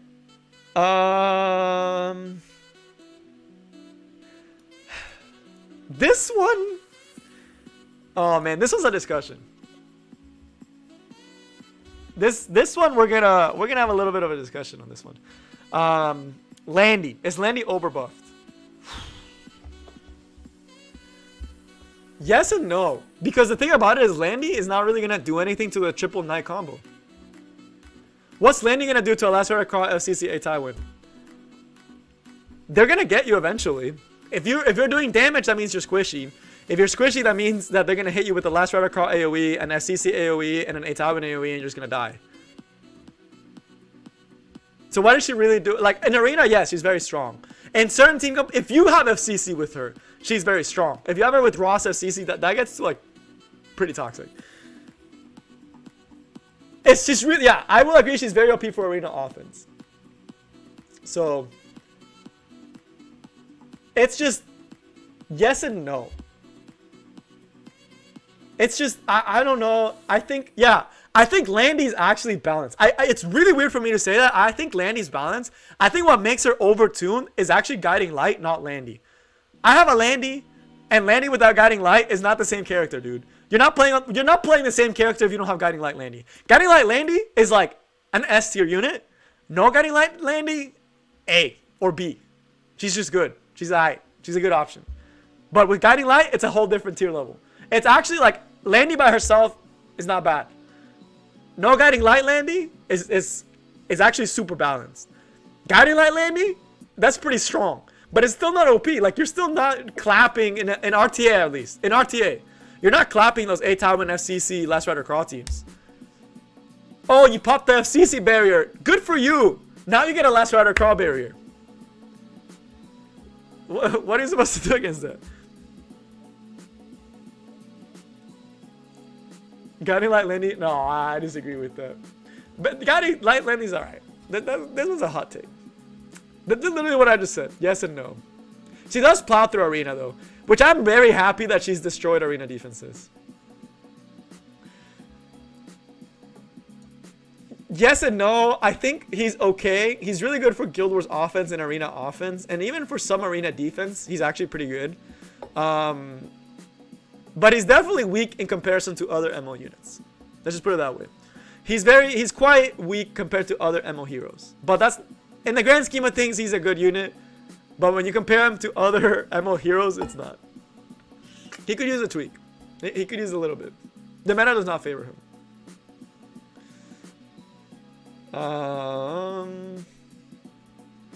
This is a whole, yeah, like this is a whole other thing. Control will, yeah, control is really annoying. Control is really fast now too. Alright, our team of Mercedes. I know someone asked about this one earlier in the comment section. Our team of Mercedes, I have yet to lose to one. And they have popped off. Like every time I go to an team of Mercedes, they counterattack and proc S2 every single time. But the S3 is still trash. And she's still too slow. Like all the weaknesses that are there are there. She could be really good. And there is one legend player actually having a lot of success with her. He went on a 10-game win streak using her. So who was it? I think it was Hinaholic. He's a really strong legend player. He went on a really big win streak with her, which shows that she does have the ceiling, but it's not that crazy. Dude, DJ Basar does need a buff, bro. DJ Basar definitely needs a buff. It's his meta, he doesn't even see play. Like, it's so sad that DJ Basar is supposed to counter control and he doesn't even see play. Because it's just like, there's better options. This one, I don't think taking out 15%. As a control player myself, I understand why 15% is in the game. I understand why 15% is in the game. Because if it was, can you imagine control without 15%? Imagine F10 landing all her stuff all the time. Imagine Cerise landing all her stuff all the time. Broman, A Tywin, SBA, all these units. Imagine if they could 100% of the time land their debuffs. That would be broken. That would be broken. In PvE, yes. In PvE, that's not a hot take. In PvE, they should remove it. It doesn't make sense in PvE. In PvP, it makes sense as a balancing tool. In PvP. In PvE, it makes no sense. In PvE, it's just, why is it even there? They should just take it out. It's punishing players for actually being good at the game. They just need to learn how to do boss design. You know, like, give them more FRES. You know, like, just give them a flat 50% FRES boost to all the bosses in the game. It's still better than having to deal with 15%. I don't get that one. I do not understand that one. But yeah, that one is really annoying. Dual attacks. I really think they should remove dual attacks from RTA. Unless it's specifically put in the kit of the unit. Because there's already so much RTA or RNG in a fight. And having that innate, like, I think they should take away the 5% dual attack chance and buff dual attack unit, like dual attack sets, to be like 15%. I think that's what they should do. So that way, not only does it make the dual attack equip better, it also removes the randomness in RTA. So not only are you introducing more viability to the game, you're also taking a very annoying part of the game out. They should take out the 5%.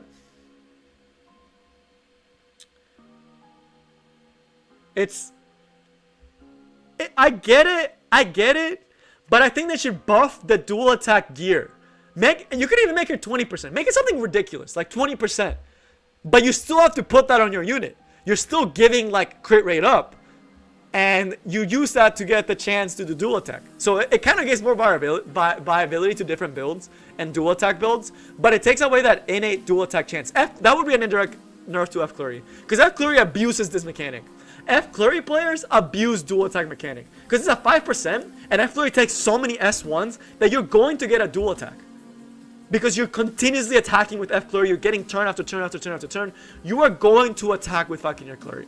But if they remove that innate 5% and just buff the set that gives dual attack, now Falconeer Flurry players have to actually give Falconeer Flurry the Unity set. They actually have to, like, you know, gear properly, you know, like, actually, like, do other stuff. Counter Unity Elvers, oh man, that would be fun to watch. They would have to probably do like 10 or 15%, but at least just make it something that benefits, you know. Dual attack sets right now are so useless, but if they remove, think about it, it makes sense. From a game design and balance perspective, take away the 5% that is super annoying from RTA and slap the nerf of that onto the actual set and make it actual. Yeah, I also hate speed RNG, but speed RNG also makes sense to an extent. I just don't like how speed tuning in this game is impossible. Like in Summoner's, I know I keep bringing it up, but in Summoner's War, you can actually speed tune your units, so you can have like Basar always go first, always go, and then have the next unit always go right after. Like if you have a 220 speed and then 219, in this game it's 210 and 225, which means that anything can cut in between that and stop your combo. So, looking for Cerise counters: Ray, Elena, Champsy, A Tywin, Alencia does really good against her. Actually, Alencia does really good. Destina, any cleanser, honestly. F Maya, Roana. I could go on. There's a lot of units that counter Cerise. I guess that is true. I could see the argument for less RNG, but I just think it'd be fun.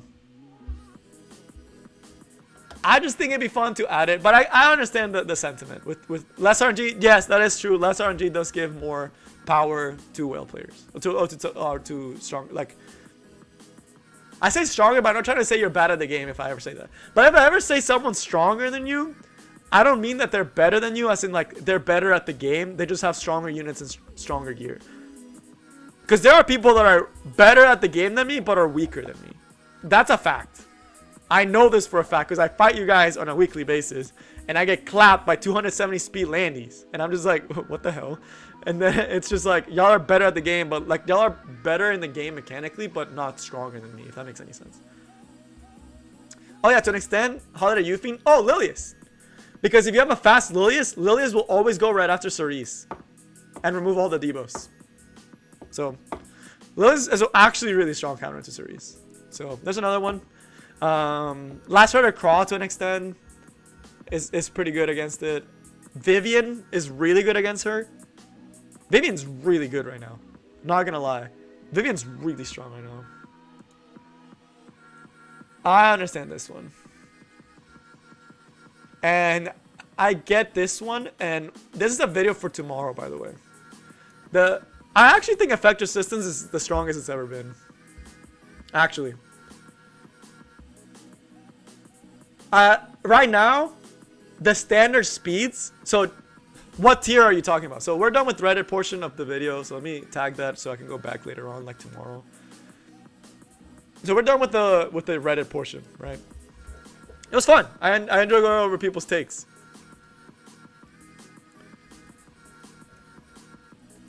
So,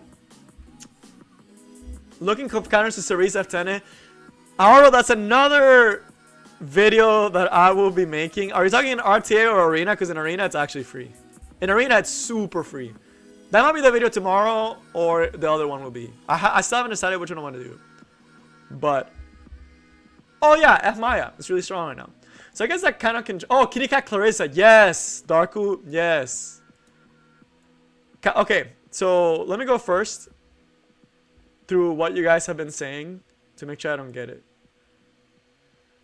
Yes, they need to give more to Golem. Golem is so useless right now. I mean, there is that, but an RTA. So, oh, there's some other stuff we're gonna go over, but I think this is a really good question that I want to actually answer. Because Cerise F10, people really struggle with Cerise F10, but there are so many units that stomp those two. Like, to be completely honest with y'all, there are so many units in this game that stomp. Oh, the speed question. So it's a speed question, and then the Cerise F10. So first, the speed question. So speed ranges traditionally. So for units that want to take first turn, like speed contesters, I'll give you guys a range, and I will say it to champion standards. Champion standards, speed contesters, and cleave setups are around 270 to 300, depending on the unit. So the 270 to 300. It can be more, it can be less, but depending where you are in rank. But that's the range for like speed contesters, right? For fast DPSs, so that's your top model Lulukas, your Vivians, your speed Rylets. You're anywhere from 230 to 260. But in champion, it's more like 240 to 260, right? So that's your speed damage dealers. Your disruptors, like your Falconeer Cluries, are going to be 270, 280. Your slow bruisers, like your Alencias, are going to be around 200. Like 190 to 210 or so for your Alencias. Your slow bruisers are going to be like your Ravis and your A-Ravis, ideally 170. And then your turtles, which are like Champ C's and F Mayas, they don't really need speed, so they're gonna be whatever you can, like whatever, right? Because they don't rely on taking turns. So there's a couple of those, but there's not a lot. But the like tank bruiser teams are always in the range of 180 to 240. Speed bruiser teams, and yes, there is a distinction between the two, are between 230 to 250. Aggro teams are between 250 to 290. Cleave teams are from 270 to 300. Control teams are around 250 to 280. It's very confusing. It's harder to see it, but if you go unit by unit, I can actually go in pretty depth. But there's some units in base speed. Let me see what you're saying it. Pretty counters. Around base speed. Yeah, I mean base speed is a big factor, but base speed doesn't mean anything when you got godlike gear. It's like. Case in point, F10A, which it doesn't make sense to me how people get her so fast. The average high champion F10A is going, like she has a 115 base speed, which is really good, right? It's around F-Litica. The average one is 290 speed. How? What are they pumping into her? Like steroids or something? Like I don't know how people get that much speed on her. But she's always dummy fast for no reason. And then same thing with top model Lulukas. It's like 260 speed while still being super aggressive. Like I don't know how people get such fast unit. I think Robbie's fine right now. But okay. Yeah, 285. Yeah, like what the heck, dude? 285 is insane. Or like I've seen people like with Dizzy, right? Another 111. She's 115. The best example is actually this guy, Basar. This guy has abysmal base speed, 108 speed, right? He's a 108 base speed unit. Some people have Basars at 290 speed. Like actually, what is this, bro? How are people getting Basars to 280, 290 speed on a 108 base speed? So at the end of the day, it's just what you're trying to do with them. Are you trying to cut in? Are you trying to set up? Or are you trying to interrupt? There's a variety. So that's a speed question. Now answering your other question, dude, F10A with Cerise have so many counters, dude. Like, I actually think picking F10A with Cerise only punishes players that don't have counters built. That's the thing that I will say. No, but Dodi Me Sim, it doesn't even matter. It's still like insane speed gear. You realize you have to have like 20 speed plus on every piece of gear to get Basar to be 280 speed plus. That's how good your speed gear has to be. Yeah, what the heck are y'all feeding your Basars? They have to have like at least 15 speed on every single piece, right? 15 speed on every single piece. That's like the minimum. Yeah, build your Rays, dude. You already know what I'm saying, but I will give you other options because I don't use Ray. But yes, Ray is going to be your best answer. But there's another one that this is like, there's a secret cult and people are starting to catch on. Ray being the best counter to F10A series, right? He just curve stomps them. He literally looks at them. He has like 30% F-res. He's fast. He literally looks at them and he's like, what are you going to do? Hit me? That's cute. And then he just puts immunity for 3 turns and then they just cry, right? So F10A series, this gets destroyed by Ray. The one that I'm actually gonna tell you guys that if you don't have a Ray, it's an ML 4-star, but it's there. Kitty Cat Clarissa. Bro, this girl is popping up way too much. It's crazy to me how much people are starting to use Kitty Cat Clarissa. And there's a reason for it. It's because she's a warrior. So, base speed wise, base stat wise, she's not bad, right? She has pretty good speed, 112. That's very respectable. It's faster than Ray, right? She doesn't have starting FRS, but you have to realize that her imprint is FRS. So she gets 23% starting FRS, right? So 23 starting FRS. But we mentioned she's the warrior class. Well, there's this warrior artifact that says no to CC. And that warrior artifact is Strake's Gauntlet, which is a 4-star artifact, single-handedly the biggest stat boost in the game. 60% FRS. And hey, Lady TC, thanks for coming. But bro, Straight Gauntlet, bro. It's insane, dude. 60% paired off with Kitty Cat's Clarissa already base imprint, right? So her imprint is over here. If we look at her self imprint, it's FRS. With the artifact and with that, she legit starts with 84% FRS.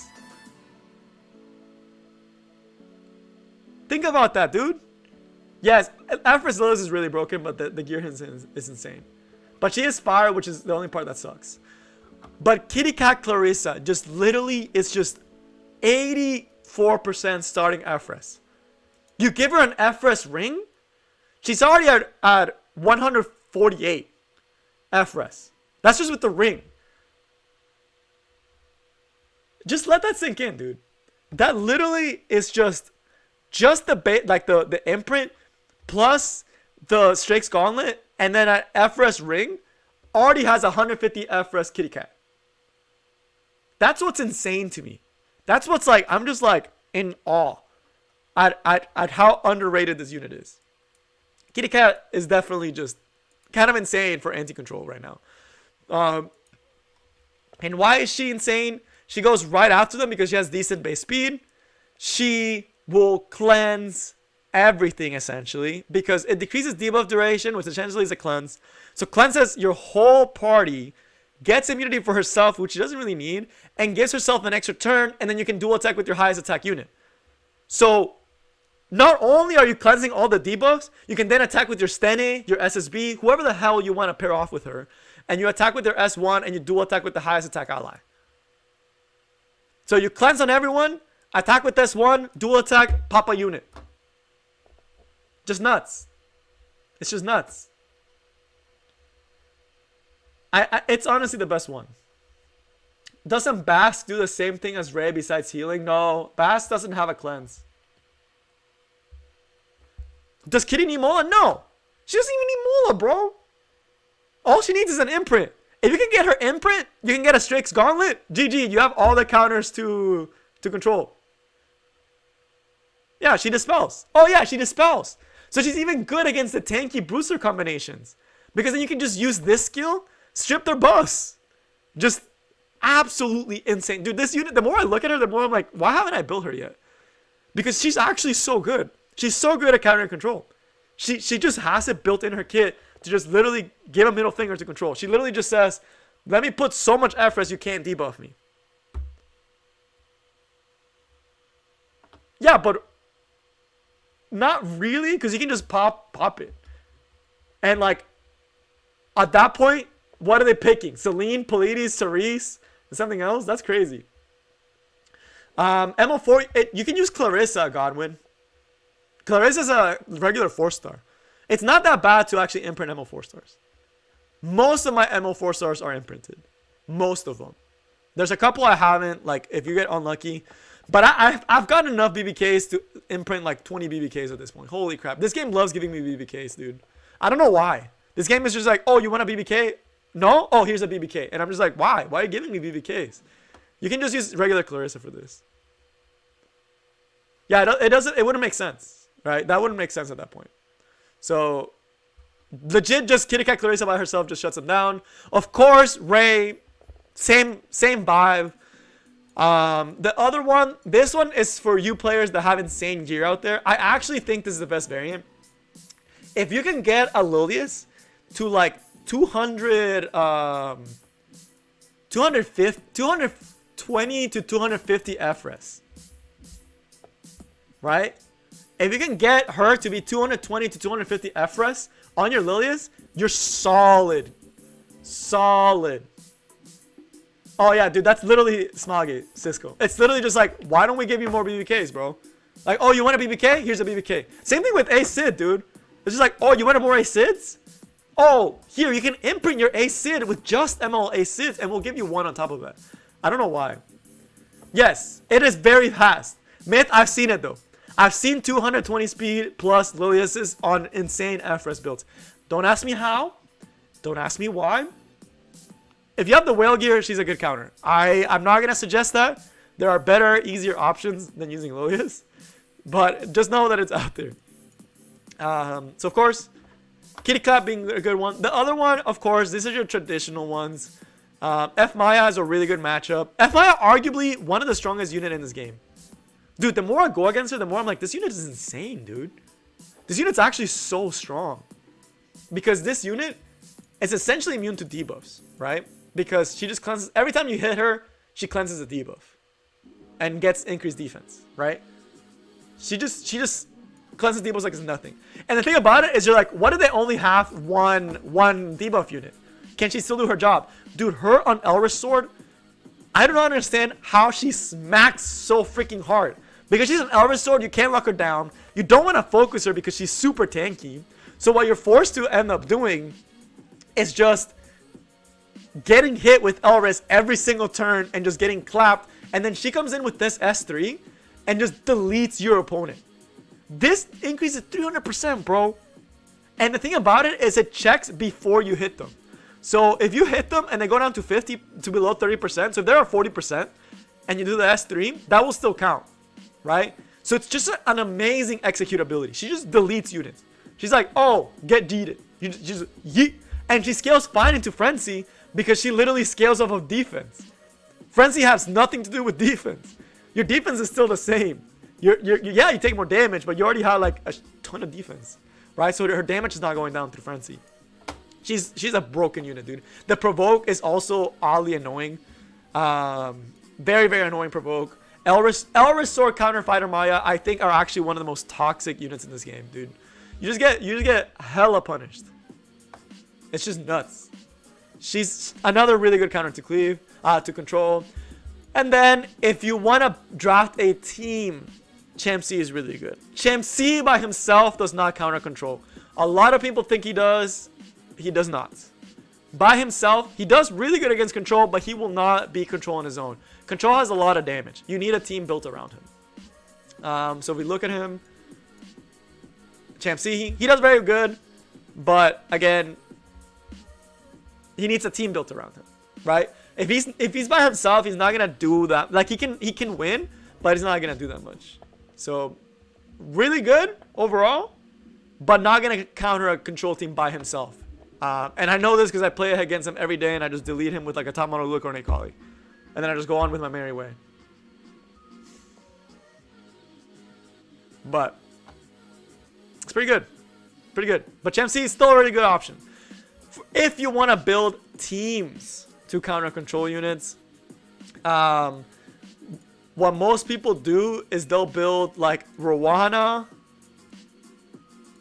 plus General Purgus, Roana plus a Tywin, Roana plus Champ C. Roana plus Seaside is a really popular one. And you put your Roana on Stella Harpa. And then essentially it's just you out damage them with your Seaside. That's literally what it comes down to. Your Seaside just doesn't need to take a turn per se. As long as you can like cleanse the debuffs, she's fine. Another really good counter, and the one I use for Arena, where everything's controlled, is Elena. Is another really good counter to it. So there's a lot of Destina also does good. It's just a little slower. Akadi's another really good option. Momo is another really good option. There's a lot of counters to control, dude. Honestly, especially Cerise F10 because you can just stack Earth. Like what a lot of people do when I pick Cerise F10, they'll stack just Alencia, Falconeer Clary, Roana. They'll just stack so many Earth units that if I am able to somehow land all of the skills, then I'm GG, right? So it's usually the F10 that people struggle with, not the Cerise. Cerise herself also has a lot of other counters like Elena. Elena does really good against Cerise. Because no one has really high effectiveness Cerises anymore. They usually run around like 50 to 150 max, right? So like a decent Elena, like my Elena even at 200, they're just most of the time.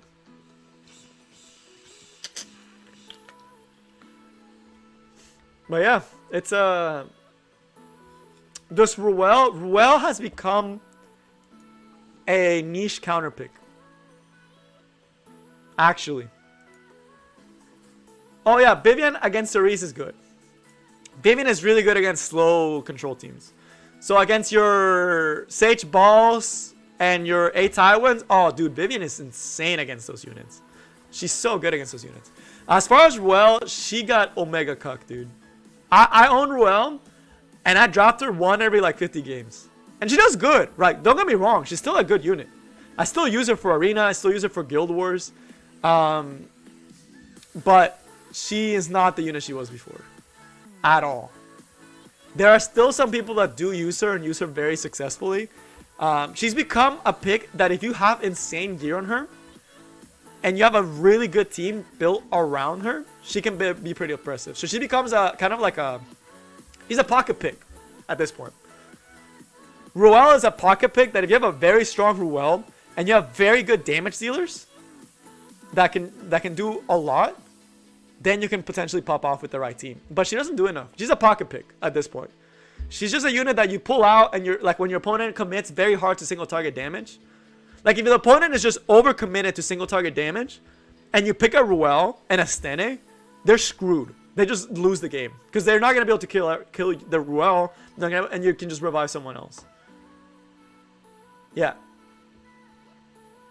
Yeah, it's weird seeing she was meta for so long and then just disappear. And nothing happened to her. It's not like a unit directly counters her or anything. It's just she fell off. She fell out of flavor. Still really good in the right team composition. More of a pocket pick at this point. I occasionally do bring her out when I want to have some fun with Ruel. And I do have a couple of Ruel teams that once I get FCC, I'll definitely probably use her a little bit more. It's mostly the frenzy changes. Everything just got more aggressive. There is so much AoE running around right now. Last Rider Crawl, F10 also just stomps her. Cerise can just soul burn to stun her. There is so much AoE, dude. There's also more reliable extinction. That is true. But for the most part, the big reason is the frenzy changes. Because Ruel is a late game unit. Best build for Vivian, 260 speed. 260 speed, 3,500 attack, 100 crit rate. 250 crit damage, or as high as you can get it. You just want her to take for turn 1. Oh yeah, Vivian also does really good. By the way, why does Vivian do good nowadays? It's because of this artifact. And people are actually switching to this one. Which is really weird to see this one be used. But it's actually being used a lot. Because Vivian is an Earth unit. She counters F10, not Cerise as much, since Cerise S3 will always hit. But against F10, since she is Earth, and you have her own immunity already, most of the time, they have to not only hit you, but also pass the 15% check. And if they don't, you come in with your S3 that cleanses 1 debuff.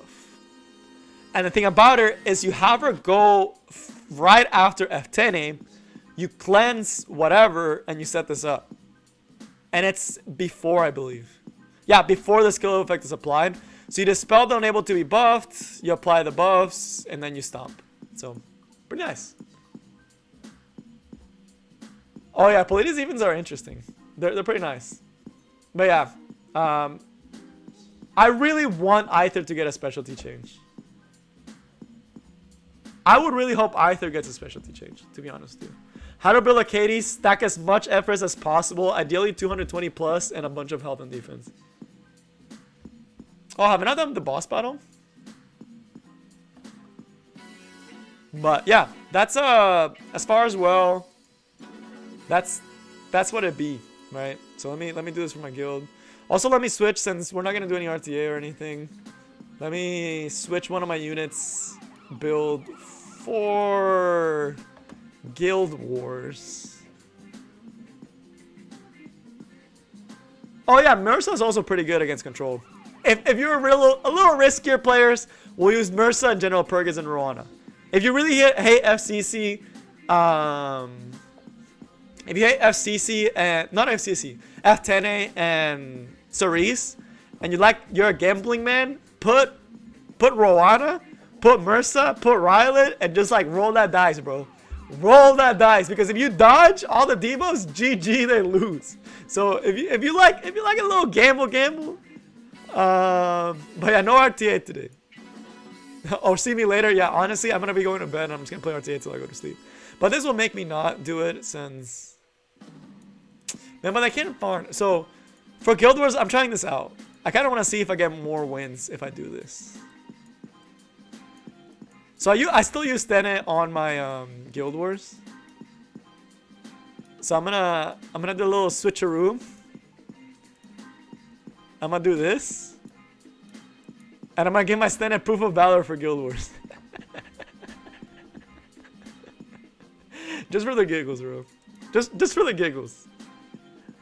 I don't want to talk about the SS's Black Kid. I wasted all my imprints. I was a new player like y'all one day. To all the new players, I was very noob back in the day. I was a big noob, bro. Making YouTube content forced me to actually research a lot more. Because I was like, I don't want to be wrong. So I actually did a lot more research. And then I got better at the game just because, like, I was like, I can't be telling, like, wrong things to people. So I had to actually, like, you know, learn. But okay, let's reforce this for my F10A. But yeah. Alright, let me see what we still had in the discussion. Although I don't want to make this too long because I also do have to sleep. We talked about a lot of other stuff. We didn't get to these three. So we didn't get to it.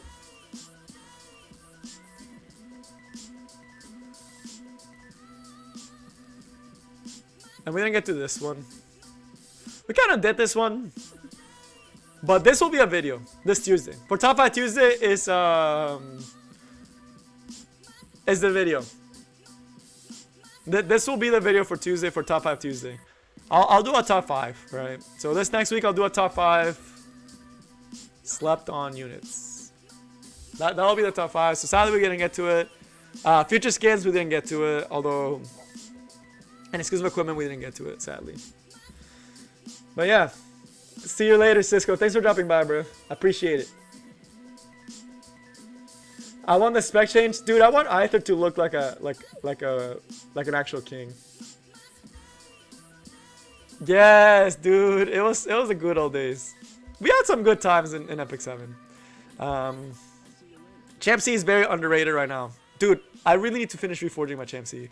I keep saying I'm gonna do it every single stream. I'm like, let me reforge my Champ C. Let me reforge my Champ C. Let me reforge my Champ C. And then I never get to it, and I'm reforging all these other units and not reforging my Champ C. And he does so much work, dude. He puts in work. So this is my current Champ C. He puts in so much work, dude. Like the amount of work this guy puts in is insane. And I think I got a Champ C recently, so let me feed it to it. Yeah, we did. I actually do use him with Seaside, so it's actually kind of nice to have the imprints. But this dude, I really am a fan of counter. The more I play with counter Champ C, the more I'm like, this is clearly the superior build. I can show you guys my Guild Wars defense. But this is my current Champ C. And the gear I have on him is actually really strong. Like, imagine this reforged, right? It'll be super spicy once this is reforged. I get so much more attack, so much more defense, so much more crit rate. This one I get so much more health. The Afras kind of sucks, actually. This one kind of sucks, this part. But this is really nice. This is nice. This is okay. And then the defense, of course. And then this one, another really, really strong piece for him. So why counter is because the thing about it, Epic 7 really likes to cuck Champ C for some reason. They really like him to resist debuffs for some really odd reason. So whenever you go against certain teams, their CC unit may not land the CC on you, and then you won't counter. The other thing is that control teams don't just run, or they purposely won't use their control skills until they kill your champ C. So they try to hit him a lot before they use their actual skills. But if you have him on counter, then it's like they won't want to go on him at all, because then if they hit him with things like Akali, or they hit him with things like just regular S1s from Cerise, then they're going to start getting counter, and they're going to start getting damage onto their Cerises. I actually think Champ C on counter is really, really strong. The more I play with it, the more I'm like, dude, this is so good. It's so good. It's so good. It works so well. It clutches me so many fights. Since you're asking about my Guild Wars defense, it's kind of basic. I'm not proud of it, to be completely honest with you. I don't have FCC or RB, so that kind of sucks. Yeah, it's an Abandon player. So if you don't know Abandon is a top level guild. He's the one that suggested it. I tried it out and I was like, dude, this is so smart. How are you so good at this game? Hey, later. Oh, I'm almost done, Benjamin. So no worries there. I'm about to end soon. So this one, I honestly just put F10A. But I don't have RB. I do have my F10A though. Let me change it up actually. And then my second one is a very cookie cutter but very effective old school technique. So we put Proof of Valor on her. So when they bring their Charon to try to kill her and they don't kill her, then they'll be like, why am I not killing her, bro? And then they realize that she's on Proof of Valor, and then they'll be like really sad. I think that will actually work really well. I think Proof of Valor standing on my defense will do really well. We need to fix this top one though. I need to fix my top one. Meta Guild Wars defense. Let me just type it because meta. Yeah, screw off the account, dude. It sucks. Trash account. Meta Guild Wars defense. Let me type it here on the chat. So Meta Guild Wars defense. It's usually FCC, T-Surin plus. This can be anything of like Charles, Landy, Kayron. Pretty much anything that you want that can counter C-side. Roana. Some people put like more. But the big one is actually Charles and Landy. So the big one will be Charles and Landy. Second team is Cerise, F10A, and RB. Those two are the meta defenses for Guild Wars. I don't have RB. I don't have FCC. I don't have T-Surin. But Cerise, F10, and RB is probably the most single popular arena defense. And FCC, T-Surin, and Charles slash Landy on Guiding Light. FCs and MLK, depending on what build you're running, last run across are anywhere from 210 to 230 speed.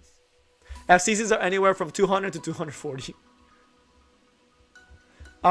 With this particular build, either or works, but the better one is the aggressive one since you're already controlling down the top model Luca. So yeah, there's a lot of different stuff. But yeah, Guiding Light Landy is pretty popular. Dude, Cooper, you didn't know that? I don't have any of those units. I tried so hard, bro. I wish I had RB. I wish I had T-Surin. I wish I could play with the broken units. Or Last Rider Crawl, but I can't. I don't have them. So I have to play with my other broken units, which are like A-Tyway and F10A. But yeah, my account's scuffed, dude. It's very scuffed. My side account is better. And yes, if you need a farmer, Free Spirit Terrier is really good. No, I know you're messing with me, but you're not wrong, dude. My account is actually kind of scuffed in terms of units compared to other players. Yes, the Karons are usually counter on Dust Devil or on Moonlight Dreamblade. Karon's actually pretty good at defense right now for Guild Wars as a side option. I don't have that one. But hey, thanks for dropping by. So yeah, but this is pretty popular. I want to fix this one. I might just put the F10A. The only thing is if I do this, I am going to get deleted by Seaside Bolognas and F Clarice. So I'm just gonna go back to the other one. The other one's doing alright. Other one's doing alright. Honestly though, yeah, that one's doing alright. Not great, but I'll get the job done. Okay. Open them like that. It should work. It should be fine. Should be fine. We should be okay. But alright. So that concludes for today. Sorry we didn't get to everything I wanted to cover today. I do have to go to sleep because I'm trying to fix my sleep schedule. If you did enjoy the video and you enjoyed the hot takes and the fun, make sure you like and sub. We do a lot of fun stuff, including this new video, which if you haven't watched it, go watch it. It's really fun. It's a fun video. It's just me making an Epic 7 themed drink. So it's a good time. You can just come watch me memeing, come watch me trying to make this drink and having fun while doing it. Drop a like. Everything does. I appreciate all the support and all the help. But make sure you go through. If you're liking the content, just make sure you subscribe. It's free. YouTube probably will still not notify you of anything. So nothing crazy, right? Landy does rip my second defense to an extent because my F10A is very tanky. So we'll see. We'll see how they do. But alright, that is all I have for you guys today. I hope y'all enjoyed the video. Make sure to leave a like and sub. And go watch the video. It's a good time. I had a lot of fun making it. I know those videos never do good, like the cooking videos. But I enjoy making them. And I have a lot of fun making the different stuff. And you guys seem to enjoy it as well. So as long as you guys enjoy it, I'm happy. And as long as I enjoy it, of course. But yeah, this week will be pretty spicy videos. We will be doing probably either Efra's or Elena showcase tomorrow.